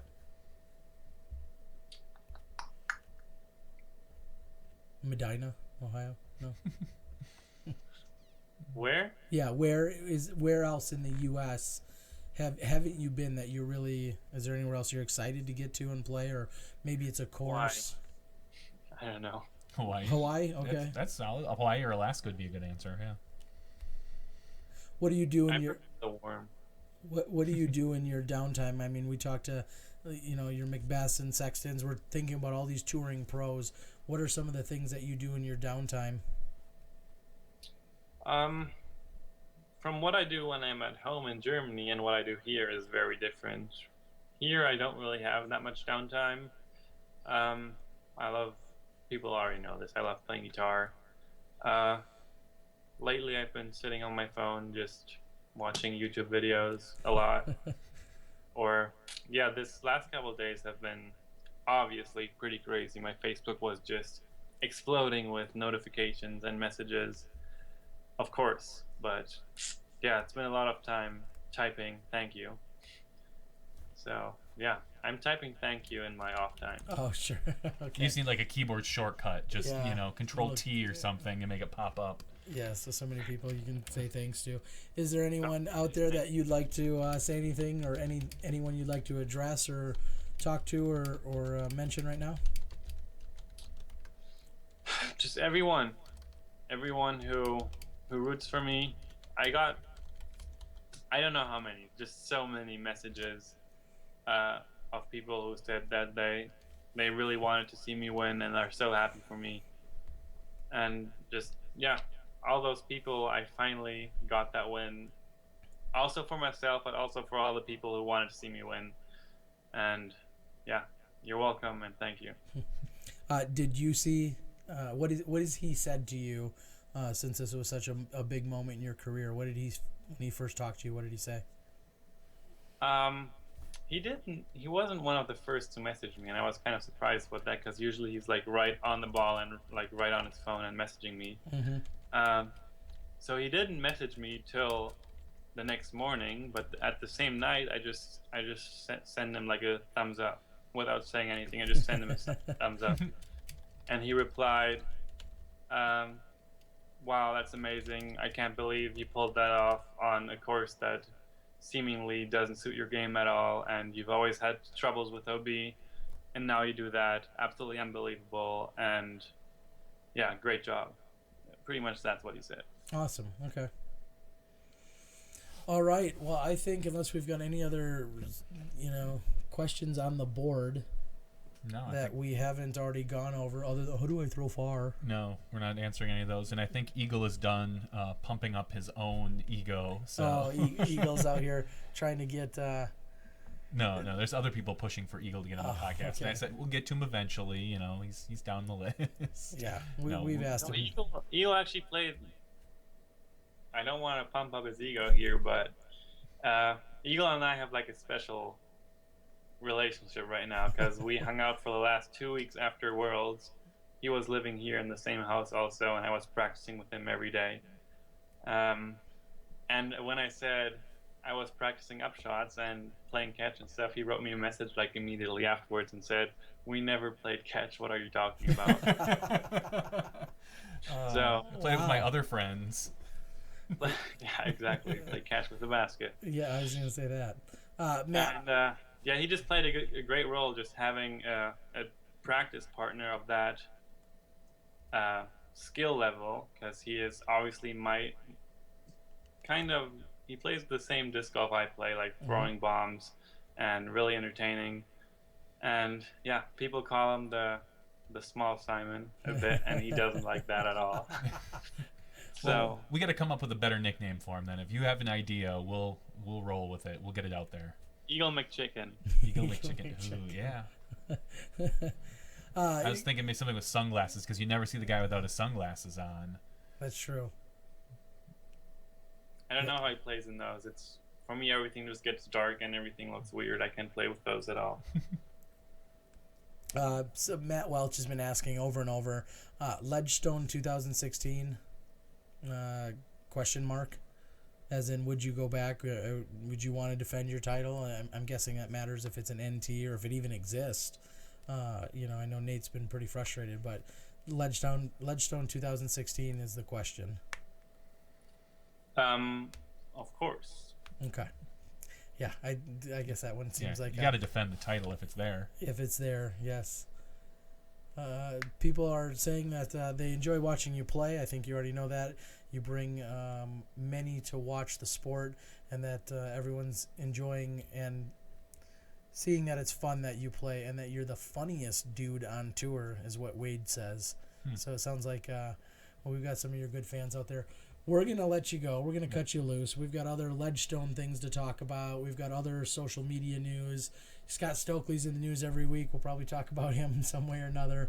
But we're going to go ahead and we're going to let you go. We appreciate you joining us, being able to come on our show just a couple days after you win your first national tour. We're honored to do so. We're honored that we were there to be able to cover it live. We hope all your friends and family and fans out there were able to enjoy all the coverage, and we think it's pretty awesome, and congratulations again. Yeah, thanks so much. I've already said a bunch of times, but for me, Eagle just wrote me. I was like, what was the ding? And then I'm like, oh, it's on his side. That's your Eagle alert. He said, "I don't want that name." So it's Eagle McChicken. We're sold. All right. Nicknames are always ones you don't want. So. That's right. That win meant so much to me, and looking back, it's insane. I don't remember playing those rounds. I was like in a different, I don't even know how to call it, different area of this. You were in the zone, as they say. Go back and watch the videos. You'll be impressed. You get to relive it. Yeah, my girlfriend is already way too annoyed of me watching myself. You're like, no, honey, I'm watching the other guys in the group. But I make this putt right here. Watch, I make this one. Watch, right? All right. That was like quoting me, yeah. Good. All right. No, because watching yourself really helps. I learn of my mistakes by rewatching. That's right. And that makes perfect sense. But why are you watching only the good shots? Well, it was a pleasure. This is our 50th podcast. It's great that we got to share it with you. It's kind of a special one to us, and it was just awesome to have you on the show here tonight. So we appreciate it, and we're going to cut you loose. All right, congrats on the 50. And love watching you guys, and I watch every show. Sometimes not live, but I rewatch it then. Well, we appreciate that. Yeah, keep it going, and things will be getting better and bigger. All right. Sure. Well, I'm sure we'll see you again soon. Thanks so much. Have a good night, champ. All right, guys. Thanks. See ya.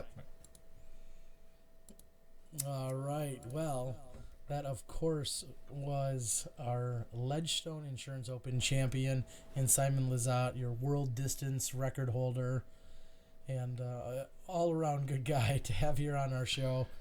One of the better ones, for sure. Yeah. Simon, one of the first times Simon was on the show, or one of the early times he was on, was during our memorial coverage. Yeah. And certainly one of our funniest guests that we've had on the show. People enjoy having him here. Of course, we like having him. So, and Eagle, we know you're out there every week. You're watching. And Got a couple special shout outs there as well. Let's talk about some of the other things that are taking place in the world of disc golf as we're checking in with people. I mean, I see our cameraman and Joe Height. I know we mentioned Zoe and Joe Height, along with Shasta, Dustin Keegan traveling across country. It looks like they have safely touched down on the other side of the country, which is pretty cool. A question that came in earlier on the board was, where is the Discmania van? And what I'd like to say to that is that Eric Oakley is single-handedly driving the van around right now. Okay. I know Avery has sat in that seat. I know Simon somewhat has been there. Of course, Jamie Thomas has been at the controls. And right now Eric is driving around. He's in the Wisconsin Midwestern area.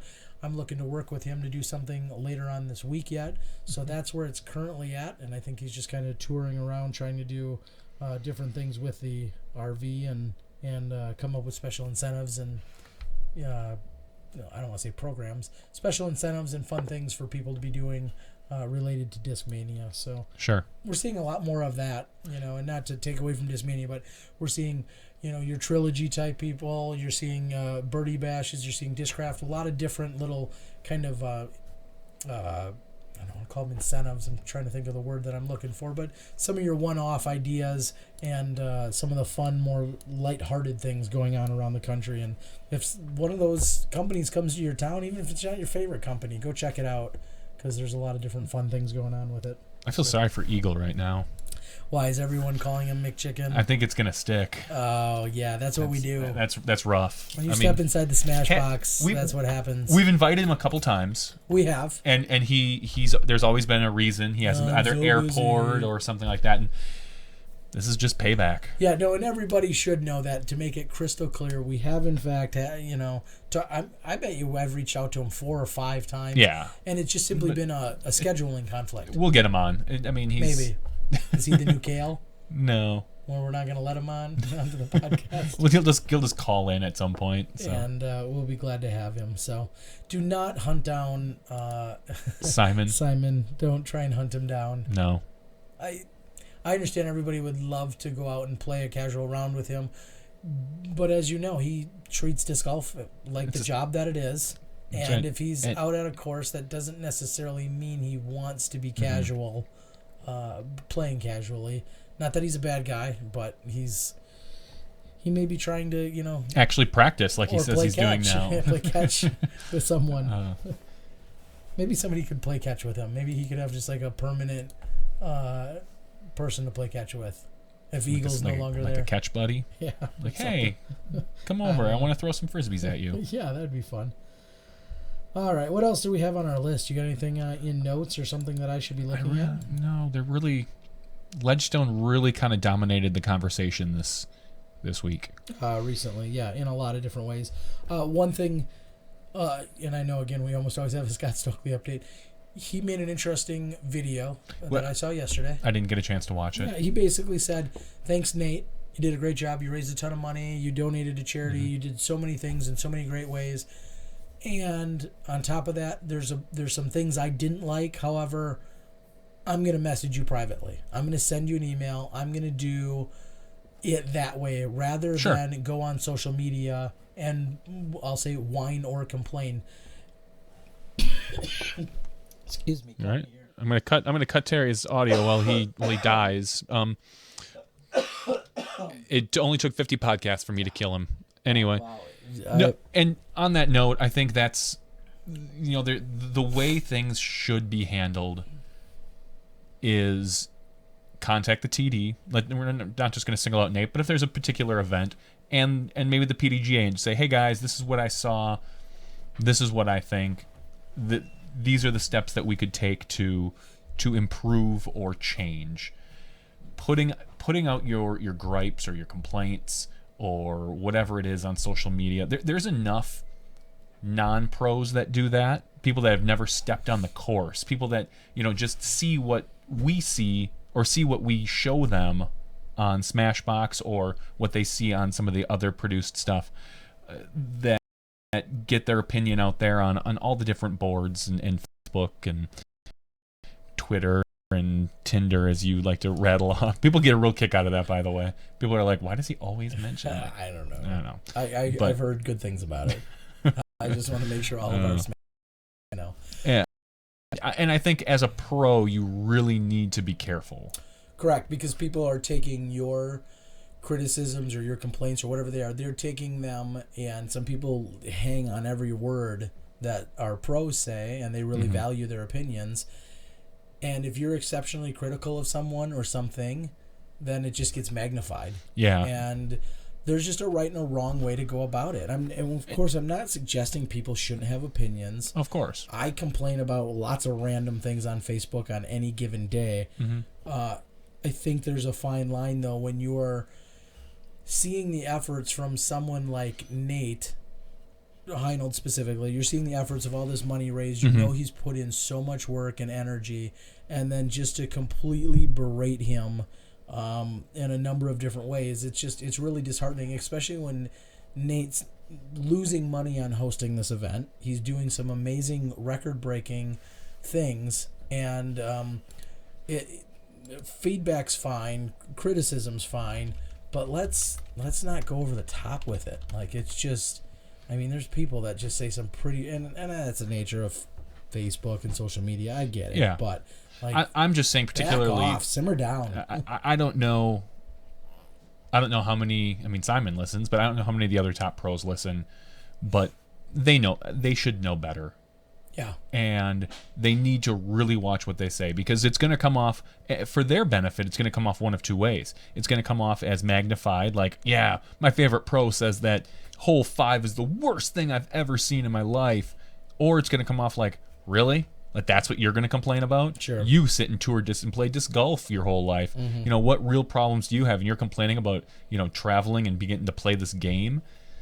So they you know, it's a real fine line to walk for those guys. And not that they shouldn't have an opinion, they should just be careful who and where they vent it.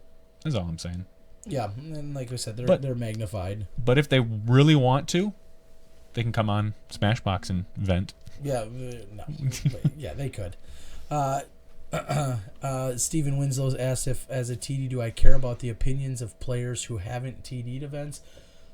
Yes, I do. I care about opinions of players who haven't been TDs, but it depends on the specific. Now, if you tell me that a hole, for instance, a hole does or doesn't play the way, you know, they think it should, or a hole, you know, there's a design issue there, I'll take that a little bit more to heart, probably, than I would take someone saying, well, you know, it took me 33 minutes to give them their payout versus, you know, they're used to getting it in 27 minutes. You know, it kind of depends on what specifically they're complaining about. You know, one of my comments, blanketing statements is, if you're that worked up, if you're that mad, you're just fuming, you're so angry, don't play. Correct. I think that is, It's I run tournaments. People don't like certain ways I do things. And I'm not saying I can't improve, but if it's something that I'm clearly not changing or, you know, won't address, you know, for instance, here's a great one. I frequently use 2 meter rule. Frequently. Not every tournament, but frequently. And if you just despise the 2 meter rule to the point where it's going to break you down and ruin your entire weekend, then don't play in my tournament. Yeah. And I think what he really meant was, do you take their opinion as heavily as someone who has TD'd an event? Do you weigh different opinions more? I mean, I feel like if you've been a tournament director and you have some idea of the challenges that are faced as being a tournament director, yeah, I like to know that. But I also look back and think, out of the top 50 players in our sport, very few of them have hosted a serious tournament. Sure. I'd have to go back and look at the list, but I'm guessing very few, if any, have hosted a serious large-scale tournament. So, yeah, I can't say, well, I would never take their opinion seriously. Everybody has the right to their opinion. Just some people's aren't valid. Yeah, I mean, it's fine. It just depends what you're complaining about and the level of your complaint. Matt, there are oh, go ahead. Oh, I was gonna say, Matt Series tells me people would have dropped out had their refunds been available. Take your $175 that you paid and go cry elsewhere then. Like, my point is, stand by your convictions. If you're going to complain that hard, then stand by it. Because for you to complain in my face for hours on end about something, and then you say, well, yeah, but I'll show up and I'll be there in the morning. Like, it's kind of hard to take it serious. Yeah. So I understand what you're saying, Matt. But refunds also aren't available. That's per NT rules, so that's an NT thing. I feel like, yeah, after a certain date, refunds don't have to be allotted. Yeah, I don't know. It struggles, and maybe I'm a little biased because I am a TD. Yeah. So I see these complaints, and I know what it's like to be a TD. You're just the good old damned if you do and damned if you don't situation. So I don't know. Yeah, and there are, and Nate said he was going to release a statement today. I didn't see it, but I haven't looked. I was actually a little bit busy today, and there were legitimate complaints out there. And Nate's going to take them in, and he's going to adjust. If there's a event next year, he'll adjust it. But there are a few holes that people were complaining about that I don't really think deserved a complaint. Sure. A lot of people hated the bridge hole. I thought it was a perfectly fine hole. You like Jonny, you went for the green, and either you made it or you didn't. And you knew going into it what the consequences were. Correct. It's not like you threw it and then you looked and went, oh, stroke and distance. You'd played like 4 other holes that way. So it's and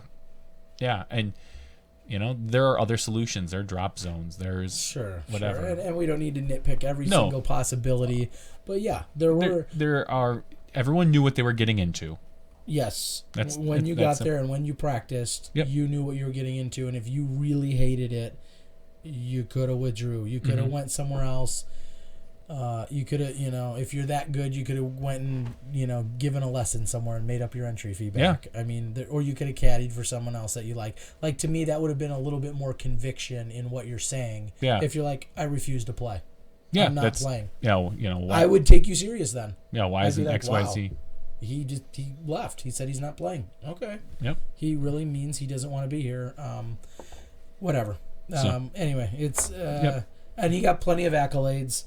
Unfortunately, as we know, though, as he should. As we know, when you get accolades, it's sometimes the negative that outweighs the positive. When you hear them. So it is what it is. We hope that you guys. Is there anything stopping someone from hosting a tournament with smaller buckets? There's not. I would think it just can't be. I just don't think it can be PDGA sanctioned, or it could be an X tier. Yeah, you would just need some kind of special permissions from the PDGA, and then I'm guessing at that point it would be, like you said, some form of X tier. And secondly, I'm guessing you would have to make it very clear on the flyer and all registration processes that the baskets are going to be of a certain type. As long as, because I will say this, you travel 2 hours, you show up on Saturday morning to play in your local B tier, you travel 2 hours, your BX, and then all of a sudden these baskets are tiny. Oh yeah. Obviously, I think that's a different complaint, but I'm guessing when the PDGA, if they sanction it, which they would, I'm guessing, the PDGA would make sure that's very clear to everyone. Yeah.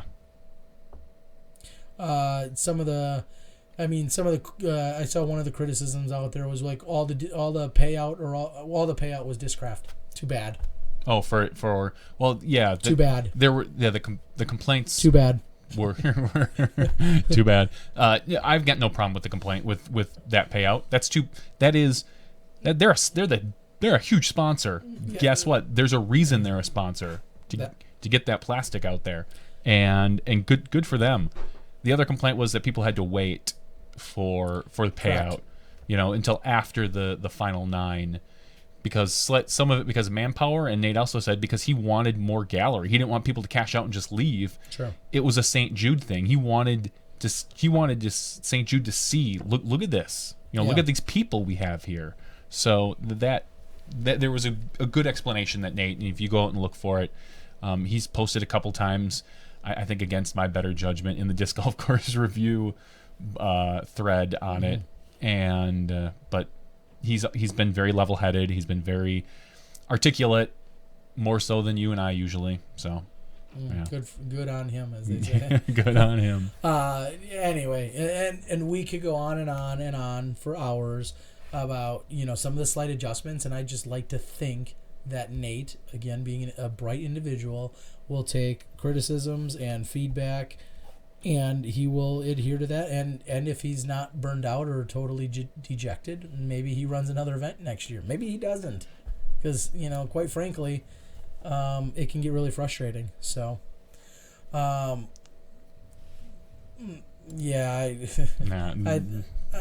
there's some funny. You guys are funny out there. Some of the responses. Yeah, so that was it. It was an awesome experience to be there.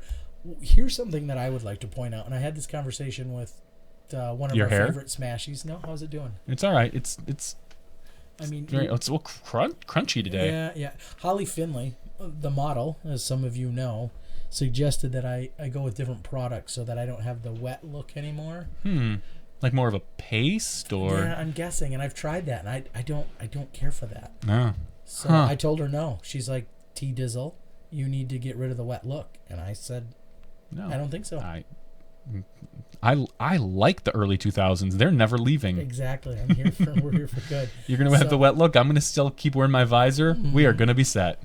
Now I lost track of what I was talking about. A couple things. One of our Smashies this morning was pointing out we've been live at 4 out of 6 national tours this year. Awesome. I didn't realize that. I didn't think about crazy. it. But And the 2 we weren't live at, there's no signal. We couldn't be live. Masters Cup yeah, and Beaver State. yeah. We've been live. SmashBoxxTV has been live at 4. We'll say all 4 out of 4 possible coverable events this year. That's pretty awesome. It kind of is. And we did, at the previous 3, with the exception of this one, we had done our podcast at 3 of them. There was a little bit of disappointment on people's part that we had no Saturday night podcast.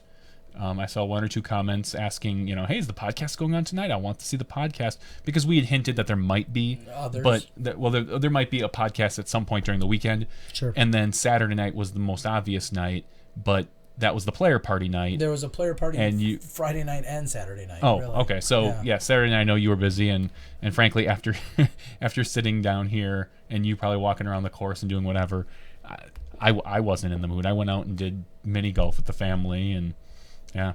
So yeah, so but anyway, I thought it was cool that someone else had pointed out that we've covered 4 out of the 6, or 4 out of 4 possible national tours this year. Thanks, Dopey. I don't know how to take that. Kudos, guys. It was good. Watchable stuff. Oh, good. Watchable. Wow, I'm glad we were watchable. I know. I know what you mean, Dopey, and I know I'm not taking any offense to it. It just sounds like a backhanded compliment. Like, yeah, that was watchable. Yeah. Good. That's all we're striving for. Just striving, tolerable. just tolerable. Just better than Brad.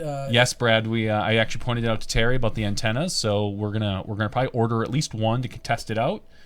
We've got some downtime now. We don't really have anything on the agenda at this point, but who knows what'll pop up in the future. Officially or unofficially. We got stuff up our sleeve. I told you I got no sleeves. You got no color either. I have control of your mic though, which is great. So yeah, very cool that and I saw on the board, I think I saw this on the board, that somebody was saying they do not like the term Smashies, and one person. And I said, too bad. No, I said if someone comes up with a better term, I'm open to it. Okay.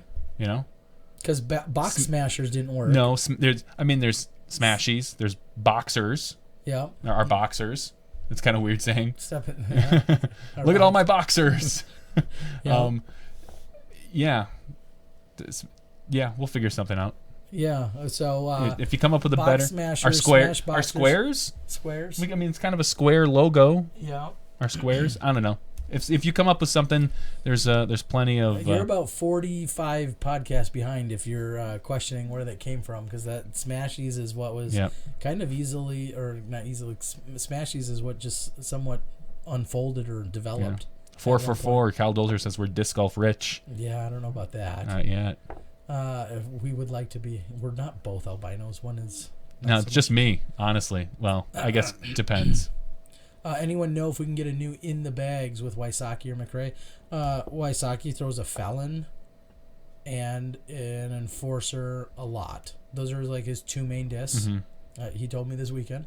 It's funny because I said, "Hey, what's that?" Pure, I think he throws as well. I said, "What's that green disc?" He's like, that's the Enforcer, and the white one's a Felon or whatever he said.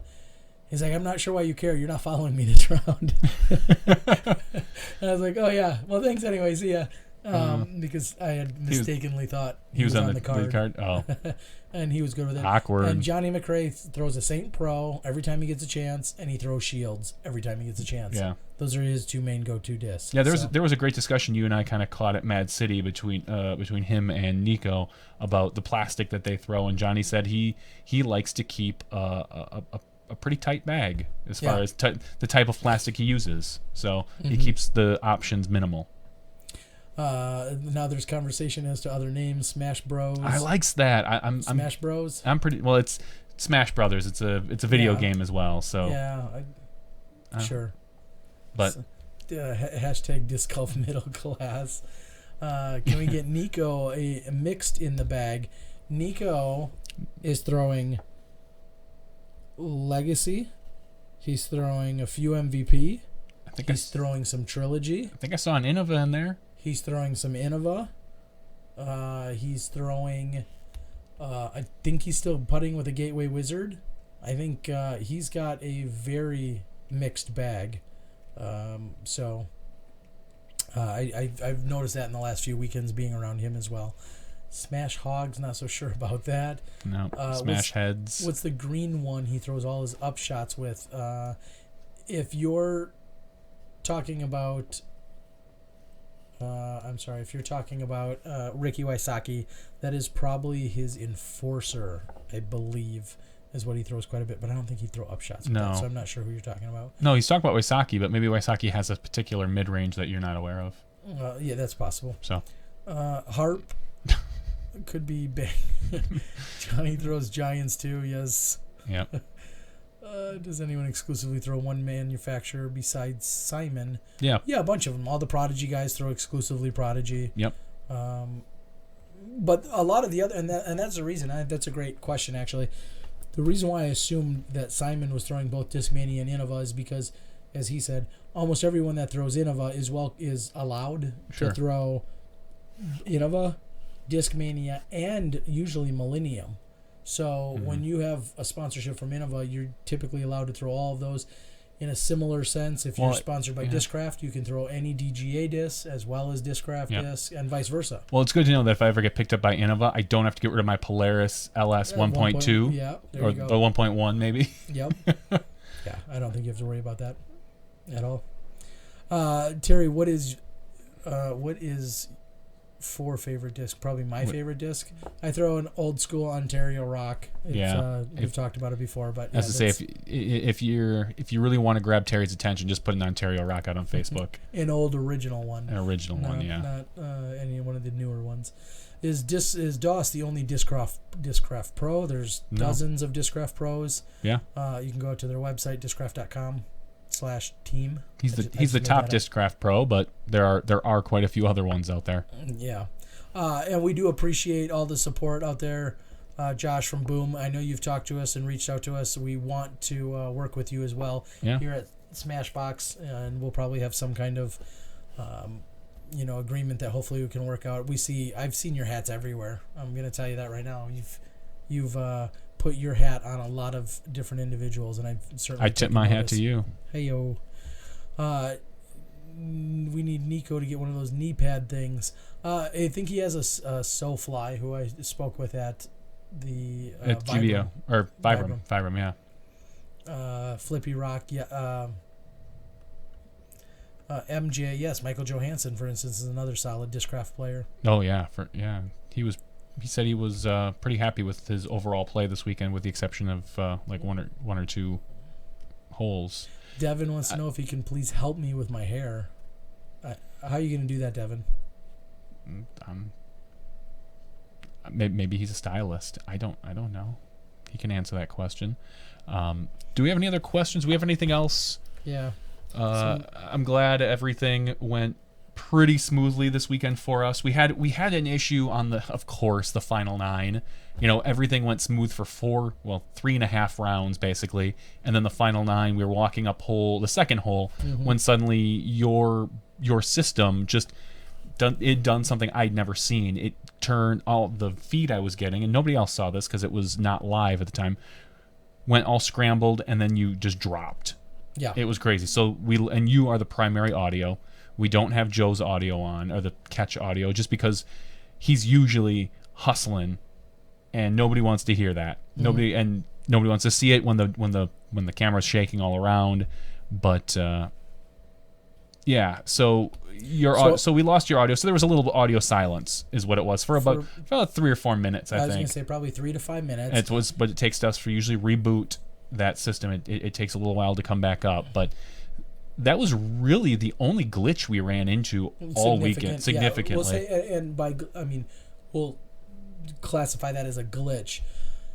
Could the camera work have been a tad better in some spots? Of course. Could audio been a tad better in a few spots? Yeah, of course. There's a lot of those little things, little cleaner cutaway, a little this or a little that. Do we wish we could have run a few less commercials? Yes. No, honestly, no. I think seriously, the commercials I thought were on point. I don't think I made a point not to overrun commercials. Okay. Everything I did was perfect. Okay, I figured as much. No, I can't even say that. There were a couple times where I would be looking at the wrong camera, and suddenly I would notice the ground. I'm like, oh crap, that's Joe's camera. Click, and then usually only for a second or two, but Yeah, so we are really content though. We're really happy. We feel like, after Vibram, where I felt like we had a pretty solid showing.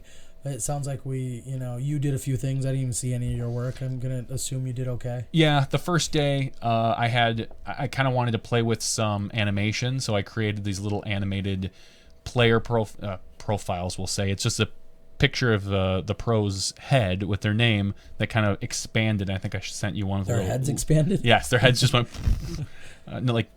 so there's a lot of jokes there.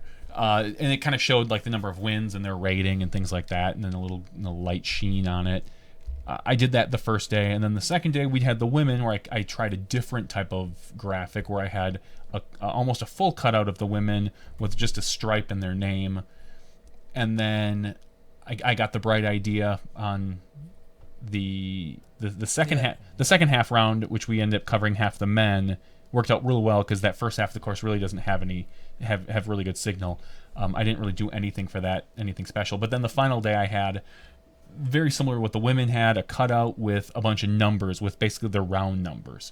And had I thought of it, I would have done that for the women too. Sure. But it was just kind of one of those things I was like, oh, I could probably put scores here for each round. And it's a pretty simple thing, but I just didn't think of it. So I was pretty happy with what we do. Well, good. Well, and it sounds like there was some positive responses out there. Juan had asked if the TDs have a designated media section throughout the course, so you don't have other camera operators, in your shots, and that's a consideration in terms of having TDs basically assigning or allowing certain camera operators to be covering certain cards. For the most part, we had SmashBoxxTV obviously on the cards we were covering, and more often than not there was one other cameraman, and that was our friend Tony Boyko, and he was doing that so that he could film the round and then put it out in a condensed version for my video blog channel. So he was intentional in that sense. But there are times where there may be 3 or 4 camera crews on any one hole. It's usually the leader card, and things can get a little hectic, and we usually cooperate and everyone plays along nicely and we all respect one another. However, it can get really crowded, and that's something that we face, and every individual event is going to be a little bit different as to how that gets handled moving forward, because it's only going to become a bigger and bigger problem with people getting in various shots and whatnot. One of the things that we do appreciate, and obviously a shout out to Dana, is having him being able to help out with us during the final 9, obviously because he wasn't participating. I think that's one thing that I'd love to try and do more, whether it's Dana or other helpers, is be able to get that co-commentator to join me. That takes a little pressure off of me. It allows me to not have to repeat certain things, but it also just, it provides a little bit more entertaining conversation that goes back and forth. And I think if we do it in a reserved manner, people could really enjoy that. I'm the first to admit, believe it or not, I don't like talking for 4 hours. That's what it does to your voice. Yeah, listen what it does to me, but I don't enjoy doing that. And I'm always, because I kind of play the role of technical support. Yeah. While we're there, I'm playing a little bit of the role of director while we're there. I'm trying to be, understand what's going on back here on the home front, so to speak. Yep.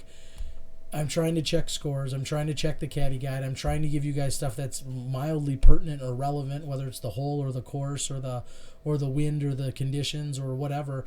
I'm trying to do about 25 things, and having even just one co-commentator could really relieve some of that stress. So Smashbox calendars, we can raise some money.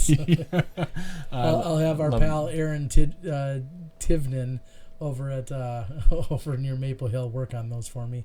I don't know if that's who posted it, but no calendars. I don't know. We could get a topless Dana. Yes, which we had a little bit of tonight, a little bit more. So we could get that, Yes, talking about PDGA regulating some of the media. Smashbox Disc Golf, shirtless Terry Calendar now. Oh, yeah. I really like the bumpers with players saying you're watching Frolf Smashbox. Just basically, I'm Paul Macbeth and you're watching SmashBoxxTV. The bumpers. I used not a lot of them, but I would maybe open up a commercial set with those or close a commercial set with those. There's an animated graphic with the Smashbox logo where it's drawn along the outside and then the inside fades in and the letters come flying in or something. So. Thank you, Stephen, who says we do an impressive job. But he'd prefer that me and Jonny were in a studio on course with a live feed from a silent camera crew. Maybe he means kind of like, we're stationed at hole 18 and the camera crew goes along. And I'm not saying that that's not out of the question. We just need a few more cameramen. So if we had more camera people, you could see more of what's going on back where we are. But right now, it's so much easier for Terry, and we've said this 1,000 times, for Terry to be there so he knows when a disc hits a tree and it kicks way right, he knows what that player is looking at. Sometimes getting a camera in position isn't always going to happen. So that's why we choose to do it the way we do. And we've talked about this 100 times. But yeah. I do want to address something that was out there, too. Some people were talking about some of the demeanor during the final 9, whether Jonny McRae was possibly upset. Was he upset with our camera crews?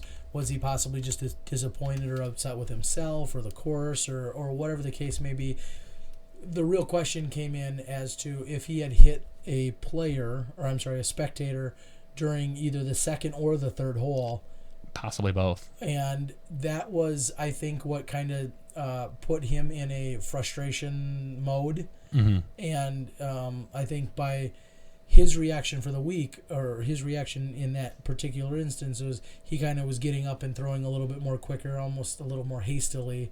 And, everybody perceived it differently. I mean, that's how he did it. I know sometimes if I'm not playing well, I'm already a quick player, but I go in even a quicker mode. And well, apparently there's some video evidence of, I think it's the second hole. It might even be the first or second hole, where he hits a spectator and it kicks him inbounds. It hits somebody. That would have been on the second hole. The second hole, which apparently, if you watch some of Jomez's coverage, you can see that. And then there's a discussion, I believe, on the third hole. Yeah, hole 2, on his second or third shot or something, where it comes in and it could have maybe come in. Mm-hmm. And it hits. Some people say it didn't hit anybody. Some people say, I'm not so sure. There's really no good evidence of it. Oh, I thought it was clear that it had hit someone. Oh, no, because Brett Comencioli, mm-hmm. or Comensoli, I'm not exactly sure, he had spoken with some people out there, and someone said that, no, it hit the ground first. Yeah, and here Brian says he did hit a guy on the third hole, the one you're talking about, but the guy was laying down and never tried to move. Okay. So whatever had happened, yep. I mean, they weren't inbounds. They were currently standing in an out-of-bounds area, and that's always going to be tough. We always talk about crowd control and whose responsibility is it, and it's this ultimate catch-22. We want big crowds. We want big galleries, but we need them to be as quick and nimble and ready to jump or pounce as possible. Yeah. And you're talking about moving a lot of people who maybe aren't expecting a disc to be coming flying right at them. I think maybe, people have a tendency to like ride the OB rope. Correct. And there's one thing to be said, like, you know what, your disc was, Chuck Kennedy said it. He said, you know what, there's a clear definition of what happens if it hits someone and they're in bounds. If someone interferes with the disc, your disc doesn't necessarily have the right of way when it's out of bounds, regardless of what you throw. There's no definition of that, and Chuck put that out there on one of the boards. It would be nice to back them away 5-6 feet. But again, you back them up 5 or 6 feet, and then you still hit them. Now what? Then now 10 feet, then 15. There's always, unless you get them away like 30 to 40 feet, you're never going to make everyone happy. And people want to be there, and they want to be up close, and they want to see. Mm-hmm. So it's a tough. We're running into some really good tough problems. Yeah, and Ben had just said what you said. Yeah. Gallery must stay 20 feet from OB line. Easy fix. No. Unfortunately, it's not. It would be great if there were people be able to control those people. If we had, 15 or 20 people with rope that's, all right, back it up. Back it up. Thank you. God, I set you up. I was waiting. I was trying to read, but I still caught it. Okay, way to go. It'd be great if we had that, and maybe it's something that it's going to be looked at in the future. I'll say that this particular event, I think, has brought up more issues and questions for the PDGA than all of the events in the past year. All the. They can make a lot of good notes. There's a lot of good. There's a lot of good issues that we're running into. Yeah, it is very interesting to see all these things unfold and whether they can be all addressed or not. I mean, again, we're still dealing, unfortunately, with a pretty tiny sport with some serious limitations. I'm trying to think if there was some other things during the broadcast that were talked about. I mean, it's kind of great that we can talk it out with people as to some people were confused and some people absolutely were not confused as to our strategy and our logic for Northwood. And so if you haven't already figured it out, if it wasn't crystal clear to you, we will again reiterate the signal, namely on holes 4 through 9, was next to none. It's in the woods, and not only that, it's just like in this weird pocket. There's like a line in that course, and I believe those are the northernmost holes if I remember looking at the course map. It's almost like you cross this line and almost all of our signal just dies. Just gone. It's gone, but you stay back 10 feet and we have perfect signal. We noticed it when we went out there and tested. We reiterated that when we did the doubles event. Yep. And with the doubles event, we stuck to our game plan. And we stuck to our game plan, kind of like what Simon did. Yeah. So we're just like Simon. Pretty much. We won. Where's our NT victory? Where's our $6,600 check? I think we've won. I think we've won the NTs this year. We've won the NTs this year. There's no question.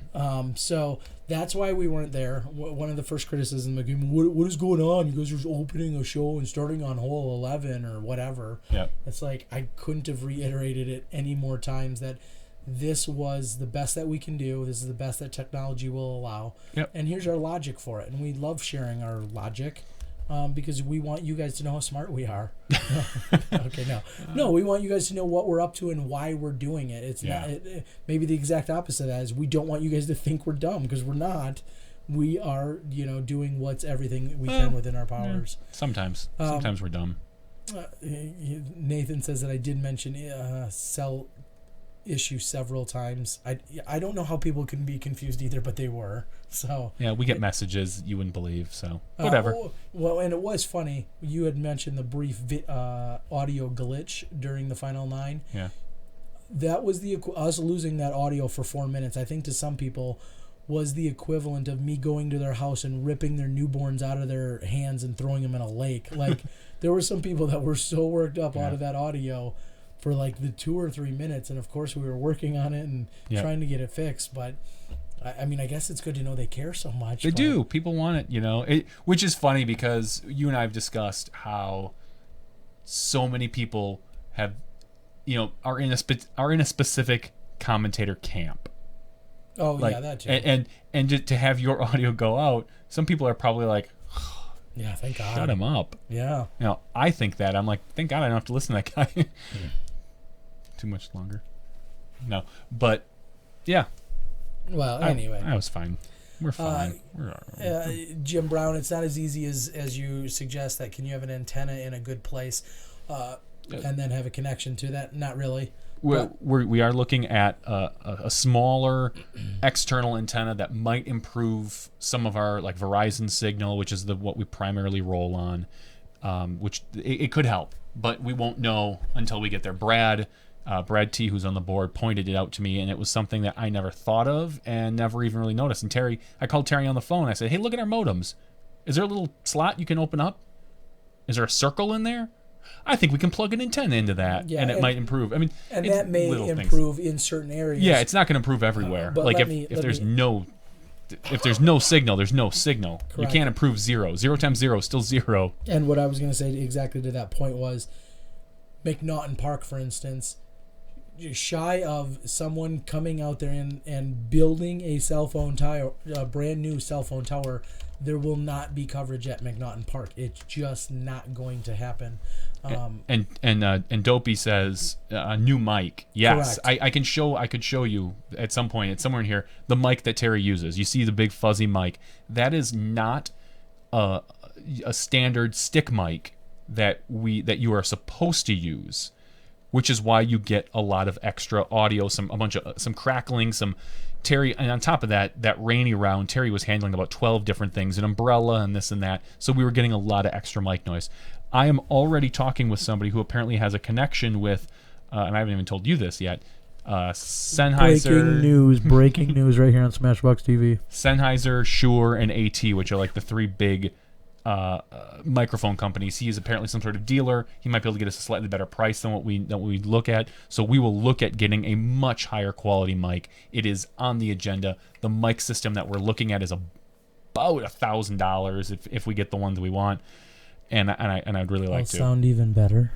There's no way for you to sound better, Ter. Sound better. So we are definitely going to be upgrading the mics. That is the number one thing. The number two thing is looking at some sort of camera stabilizer. Yeah. Whether it's a gimbal or a vest, I don't know.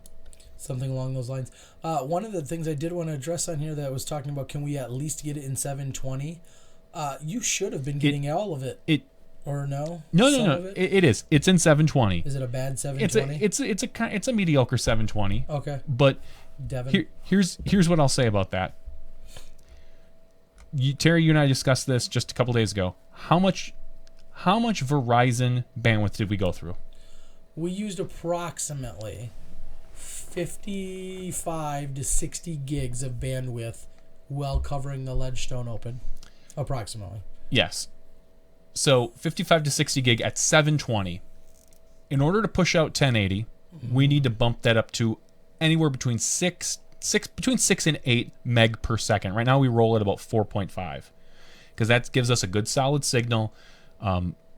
So we're talking about 70 to 90% more bandwidth. So now we're looking at pushing anywhere from 100 to 150 or 130 gig on Verizon. And if anyone wants to go out there and do the math as to what that would cost us, and that's just Verizon. We also run AT&T, and we do have T-Mobile for wherever we run into where there's T-Mobile signal. That's one of the main reasons why we don't. And second of all, the other thing, the other bottleneck is what we're sitting in right now. The 4.5 meg signal gets sent to me. I do all my magic here. I send it out to the magics of YouTube's. Yeah, woo, in the cloud. My bandwidth here is 35 by 5 or 50 by 5. Either way, it's 5. 5 meg is the most I can push out. Up. So no matter what comes into me, I could get the most beautiful signal in the world. If I can only push up so much, it's unfortunate. And so really it's about the bandwidth. It's about clogging up and costing us more than double of what we would already. Yeah, double to triple. Yeah. So if anyone out there, we've said it before, has a connection to a Verizon, specifically Verizon, that can get us free Verizon for life, let's talk. Hook a brother or a couple brothers up here. Yes. So not to try and get too techy on you guys, but those are some of the logic. Those are some of the reasons of the decisions that we make. One of the things that I'm most proud of was, in fact, our 2 cameras. Yes. We were questioned. Someone had really aggressively come after us immediately following Worlds, saying that they were really disappointed that they didn't have 2 cameras at Worlds and so on and so forth. Well, they did. Well, they didn't after the first day. No, they did. Okay, well, one sat there and looked at a static image. Okay, thank you. Whatever. Point being, though, really the point is, though, they were really frustrated, and of course we have nothing to do with anything that they're doing over there. But what we were really proud of is having the 2 cameras, having the throw, having the catch, and even it just helps us with some transitions and some other things. One of the tips, and it's no surprise, one of the things you will see us do, and we kind of work on this, Terry's at the tee, Joe's at the catch. I go back and forth, 3-4 times between them. And then when the players are starting to walk, I stick with Joe, who's at the catch, because he's going to stand there still while all the players walk. So that most of the time you guys don't get, you can hear Terry, but you can't see them walking up. Where we run into shaky camera syndrome, SCS, is when then Joe, after everyone gets there, Joe needs to hustle to hit the next basket and catch, which could be 500 feet, it could be 1,000 feet. But either way, he's got to get there first. Terry gets everybody putting out. Sometimes I'll go to a commercial, but sometimes it's a 12-second walk to the next tee. So then you're going to see that transition. And the cameraman we love him to death. He'll get better the more we use him. Yeah, and he works at Target. and he's almost right on target with what we need here. But he's stepped up in a major way, and he's awesome. Been a huge We asset. could not ask for anything better from Gary. Gary to the O. So that's kind of you'll see that. You can kind of almost count on it. If the players are walking, I'm with Joe because it helps keep him a little more steady. And Joe's got the big bus wheel that he uses. It's called a fig rig. That's how we help eliminate a lot of that shake. We can't eliminate it all yet. Not yet, but we're working on it. Stephen Winslow says he can't imagine anyone who understands the back-end infrastructure having a legitimate complaint about the coverage. I thought it was well above and beyond I deserved for my free viewing of the event. Well, thank you. That's very complimentary of you, Stephen. Unfortunately, as you said, it's all about understanding the back-end infrastructure, and we don't expect everyone to understand it. That's sometimes why we talk about it freely. Not to pat ourselves on the back, but we're really proud of what we accomplished with a 4-man crew, and the fact that we can provide it to you guys for free, and the fact that we operate on a pretty slim budget, and we'd love for that budget to increase, of course, so we can get paid. But we're really happy with what we've been able to produce. And so, like I was saying earlier, just even the 2 cameras, I know that was one thing that the PDGA was concerned about in terms of where our progress was after year 1. Yeah. I had a conversation with Brian Graham at the PDGA, and he was saying, we really are at a disadvantage because we don't have 2 cameras. And so when we made that big leap at the Memorial this year, I feel like we've moved into kind of the next level. So we hope everyone appreciates it and likes it out there. Yeah, and if for some reason, Devin, it wasn't in 720, maybe you just didn't click the gear in the lower right hand corner and change it to 720, or it could be that I know somebody said this is the worst 720 coverage I've ever seen as far as quality. I mean, they weren't complaining about the product; they were complaining about the quality. That could be, and that's fine. Oh, this is a great question. Your people are calling it the mic drop. Oh, yeah. Because you didn't actually drop the mic. I think I literally did. Really? Yeah. Oh. Yeah. I didn't realize it. It looked like to me that you kind of exhaled. Like you exhaled and you kind of put the mic down like this, and it was as we were cutting out. Okay. I didn't assume people saw that. Yeah, people on the course saw that. Obviously, the people live in front. There's a whole gallery of people. Yeah, it watching. was just as we were fading out. You can see, you just kind of go, and you do it often. It's like you kind of have this oh, we're done. Yeah, and a little you overplay it a bit, but it's you do. No, I don't. I'm exhausted at that point. It's a lot of work. Yep. is you sit here. I know. I sit here. I do. And I walk all these miles. I was just looking. around. I was just looking at the Muddy Buddies that I give me snacked some of on. those. I snacked on while I was here. Yeah, and I'm out on the course. And my cup of water I had. I'm getting rained on. Yeah, well, that's not my problem. It's clearly yours. You signed up for it. But yes. So the mic drop. Was that just you being silly, or what was going? Because a lot of people comment. Like a lot of people. Okay, well, let me ask. What did people think it was in reference to? I don't know. Oh. Okay. Yeah. Like there. Did you see the picture with someone dropping the mic? Yeah. Like maybe it was just there's a couple ways you could take it. Like we dropped the mic because we just put on a phenomenal round. Like boom, there it is. Mm-hmm. Or there was possibly the thought of Macbeth is going into the finals with two holes or with up by 2 strokes. Drop the mic, it's done. Boom, Macbeth has it in hand. Clearly he didn't, but there was I think that thought maybe going on. We'll let it simmer for another week then, and then we'll bring it back. That's a good question. Okay. Yeah. No, I did see it. Yeah. The picture on my wall. I thought that was pretty funny. Yep. And Ben asked if I'm sick. Yeah, last week I was kind of coughing, and I thought I was just getting over some kind of a infection or some kind of nose infection or what's the word I'm looking? Sinus infection. Thank you. Wow. Some kind of sinus infection, and then just the pure workload from the last 7 days. It hasn't helped. I haven't really caught up on sleep. I haven't done any of the things I should be doing to take care of myself. For instance, I left Peoria at just about midnight. I left Nate's place. I got all packed up, had a little consultation with Nate, and had a long sit down with him, and then with Nate Sexton and Paul Macbeth, and everybody was kind of at the house.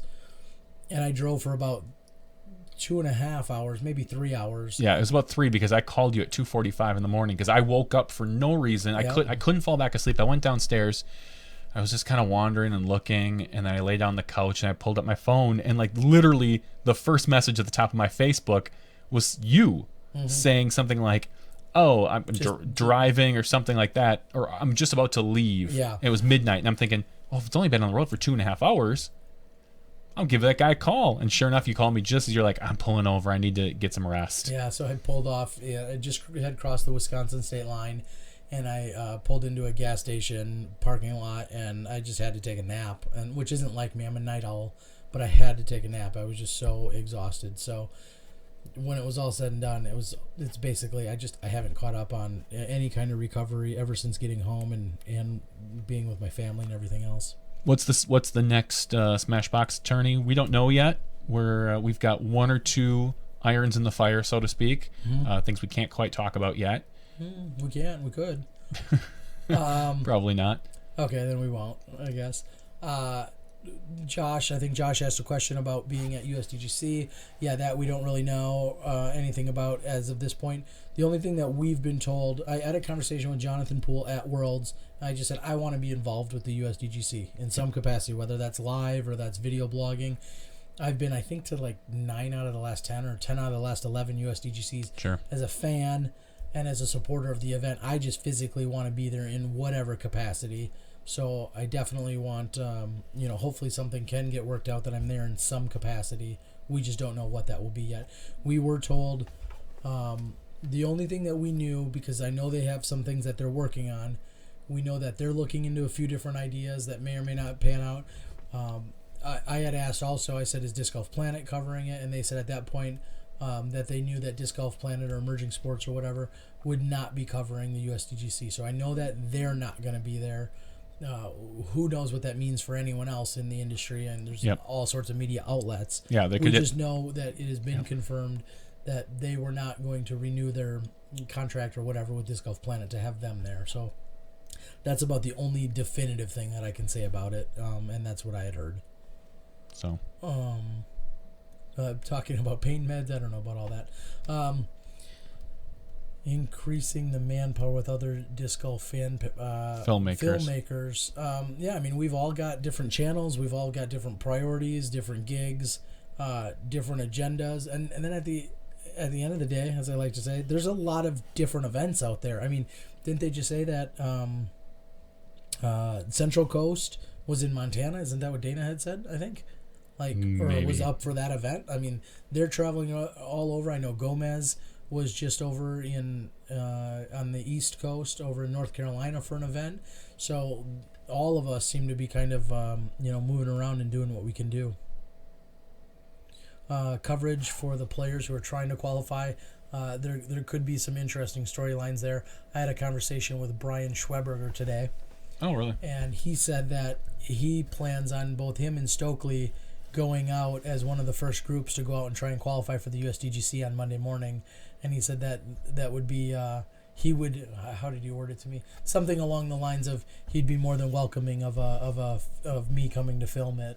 So that could be kind of entertaining. I wonder if, not that we'd want to step on any toes, if we'd even need permission to do that. I would assume so. We're filming on site. Yeah, we would. Definitely would.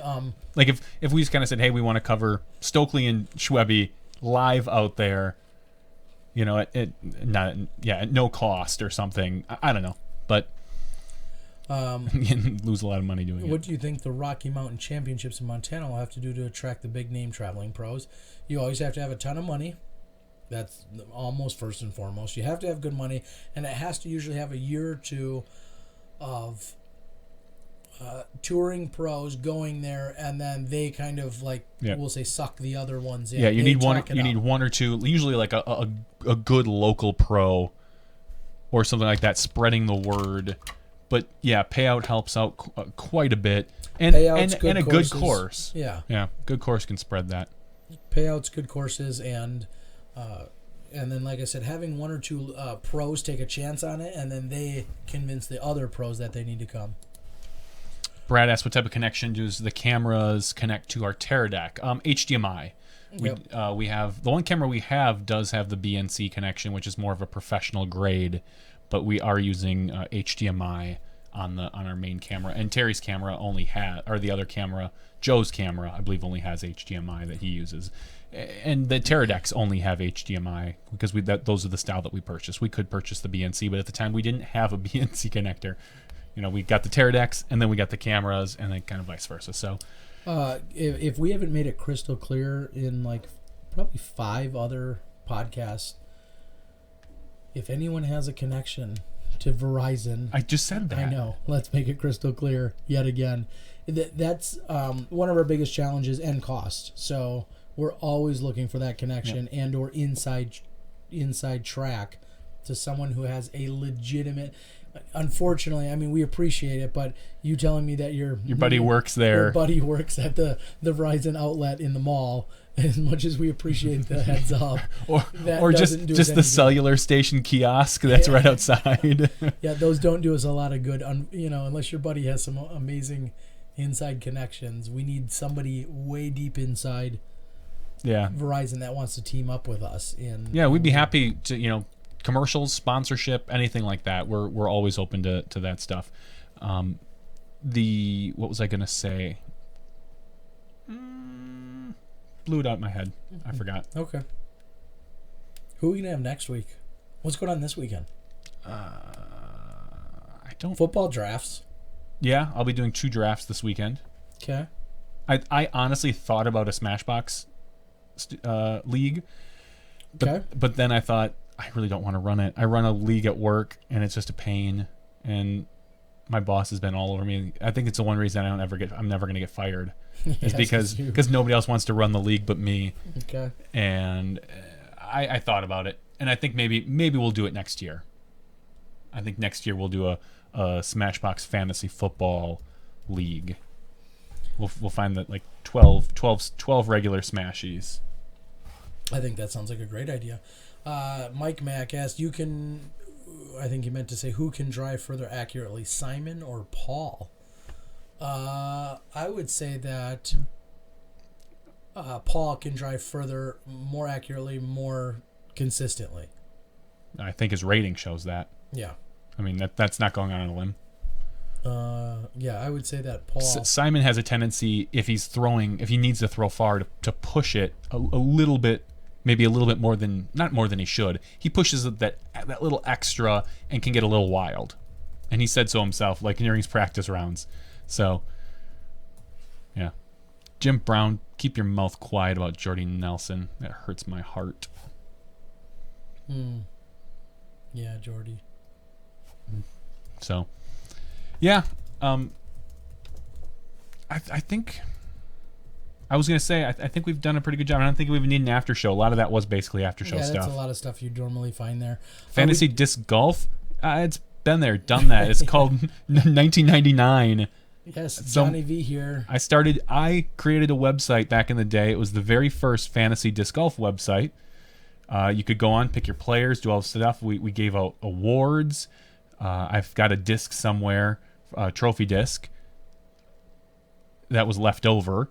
And then I ran it for like 3 years and then just basically let it fall by the wayside because I didn't really care too much more about it. And then there was fantasy Play fantasy disc golf, I think is what it was. Yeah. And they did it for a couple of years. I don't think they're doing it anymore either. Yeah, I'm not sure. I think as they to kind of what- they just let it. check a previous video blog somewhere in the hundreds, maybe I could Google for you. Sure. But yeah, I did a in-depth interview with them Yep. regarding the fantasy disc golf, website and whatnot. And like I said, Johnny V had started one many years ago. He just didn't follow through with it really. Yeah, I did it for 3 years, and it was just back in the day. There was no, I coded everything by hand, and it was a pain. People, I was too accommodating because people would call you on like Saturday morning, or they'd send you an email saying, "Oh my gosh, I just found out that Barsby pulled out. Like, can I quick change this and this?" And it's like, ugh, like, and I was too nice, and I would do it, and it just got to be a big pain, and which is why I really just kind of just gave up on it. I still own the domain fantasydg.com. There you go. So So- if somebody wants to buy that, you could get hashtag disc golf rich. Hashtag disc golf rich. Yeah. Vlog 104 from February 29th, 2012. I had an interview with the gentleman that then further developed fantasy Sure. disc golf. So if you want to go out and see some of that, I don't even know what's in that vlog. Man. Do we take the equipment down every week? No, we leave the equipment up every week, except when Terry travels. Then we kind of tear it apart. The cameras go with Terry, which is some of the issues why we were like 7 minutes late today, because I'm having issues with the computer with our capture cards and putting it all together and testing it, and then the audio issue that we had with the echo from Skype, and it's frustrating. Yeah, it seems to be gone. It is, because Skype's gone. Oh, hey, okay. No Skype, no echo. So okay, that makes sense. But and no, I don't play the Reddit's Fantasy Disc Golf. I've seen it. I've never really looked into it, so I don't know what's going on there. All right, ladies and gentlemen, I think we can start wrapping this up. Eagle McChicken. Not gonna lie, I like that Terry doesn't do the cheese disc golf vlog thing as much. I'll say this. I'm a little more disappointed with Steven. I really think that there's a good market for fun interviews with players after rounds. There's the good full round coverage, but then there's the after, like, hey, I just caught up with, which is one of your bingo, should be one of your bingo ones. It is, yep. That and cleanup, we've noticed. Yep, okay. I just caught up with Simon Lizotte. He just shot course record on McNaughton or whatever. Mm-hmm. Like, let's talk about it. And it's a 3 or 4 minute blog where then you maybe you show some highlights or something, and like that. I kind of do miss more of those. And I know you don't do them nearly as much because you do the full round coverage. Yeah, which I kind of hate doing because it's so much more work. It is way more work, but people like them a lot more. Yeah, Just do them both, you whiner. yeah, that's exactly it. All right, ladies and gentlemen, it's been 50 video blogs, believe it or not video blogs. No, I'm saying video blogs, 50 podcasts. 50 podcasts. 50 podcasts. I had guessed earlier that it was November 11th that we started. I was talking earlier today, and it was, in fact, November 11th. So obviously, 11/11. a little more than average pace because of Memorial, Vibram, and GBO. Those were the 3 where we knocked out a couple, 10 or 12 total extra ones. Yeah, so for those 3 weekends. less than a year, but we want to just say thank you to everyone. I honestly thought when we started this, they would go on for the first few months. We would stand down during the summertime because it would be too busy, which it is, and I'm too busy, but here we are, and pushing right through all of the summertime, even giving you extra ones at some of these big events. And it's been just absolutely amazing and crazy, and It's been a learning experience. We get challenged just about every week by something new. It's something technical. Yeah. That's my expertise. That's my issue. Yeah. I'm gonna get new capture cards. That's the Yeah. next step. So it's been great, though, and it's been a lot of fun. And we're glad you guys could join us. Tonight we did set a record with the amount of live viewers. Really no surprise. Simon being such an amazing guest and just perfectly fitting to have for our 50th show, especially after his awesome win and a successful weekend on our part. So it's a wrap. We're done with podcasts. Let's call it 50. 50. We hit 50. 50. We're done. Done. No. No, we'll be back next week. We'll be probably. More than likely, week after week. You can't get rid of us. And that sounds like you don't want to because you keep showing up. You have the option of not showing up. I know. We don't really have the option. You crazy people. So for We love you. all of our smashies out there who have been taking in all of this action. And all the boxers. All the boxers, the box smashers, smash The box boxers, heads. boxies, smash box heads, whatever. For all of you guys out there, this is why we're doing it. For Jonny V and myself, Terry Miller, the Disc Golf Guy, this has been podcast number 50. Thanks again to Simon. We'll catch you guys next week for podcast 51 when you step inside the Smash Box.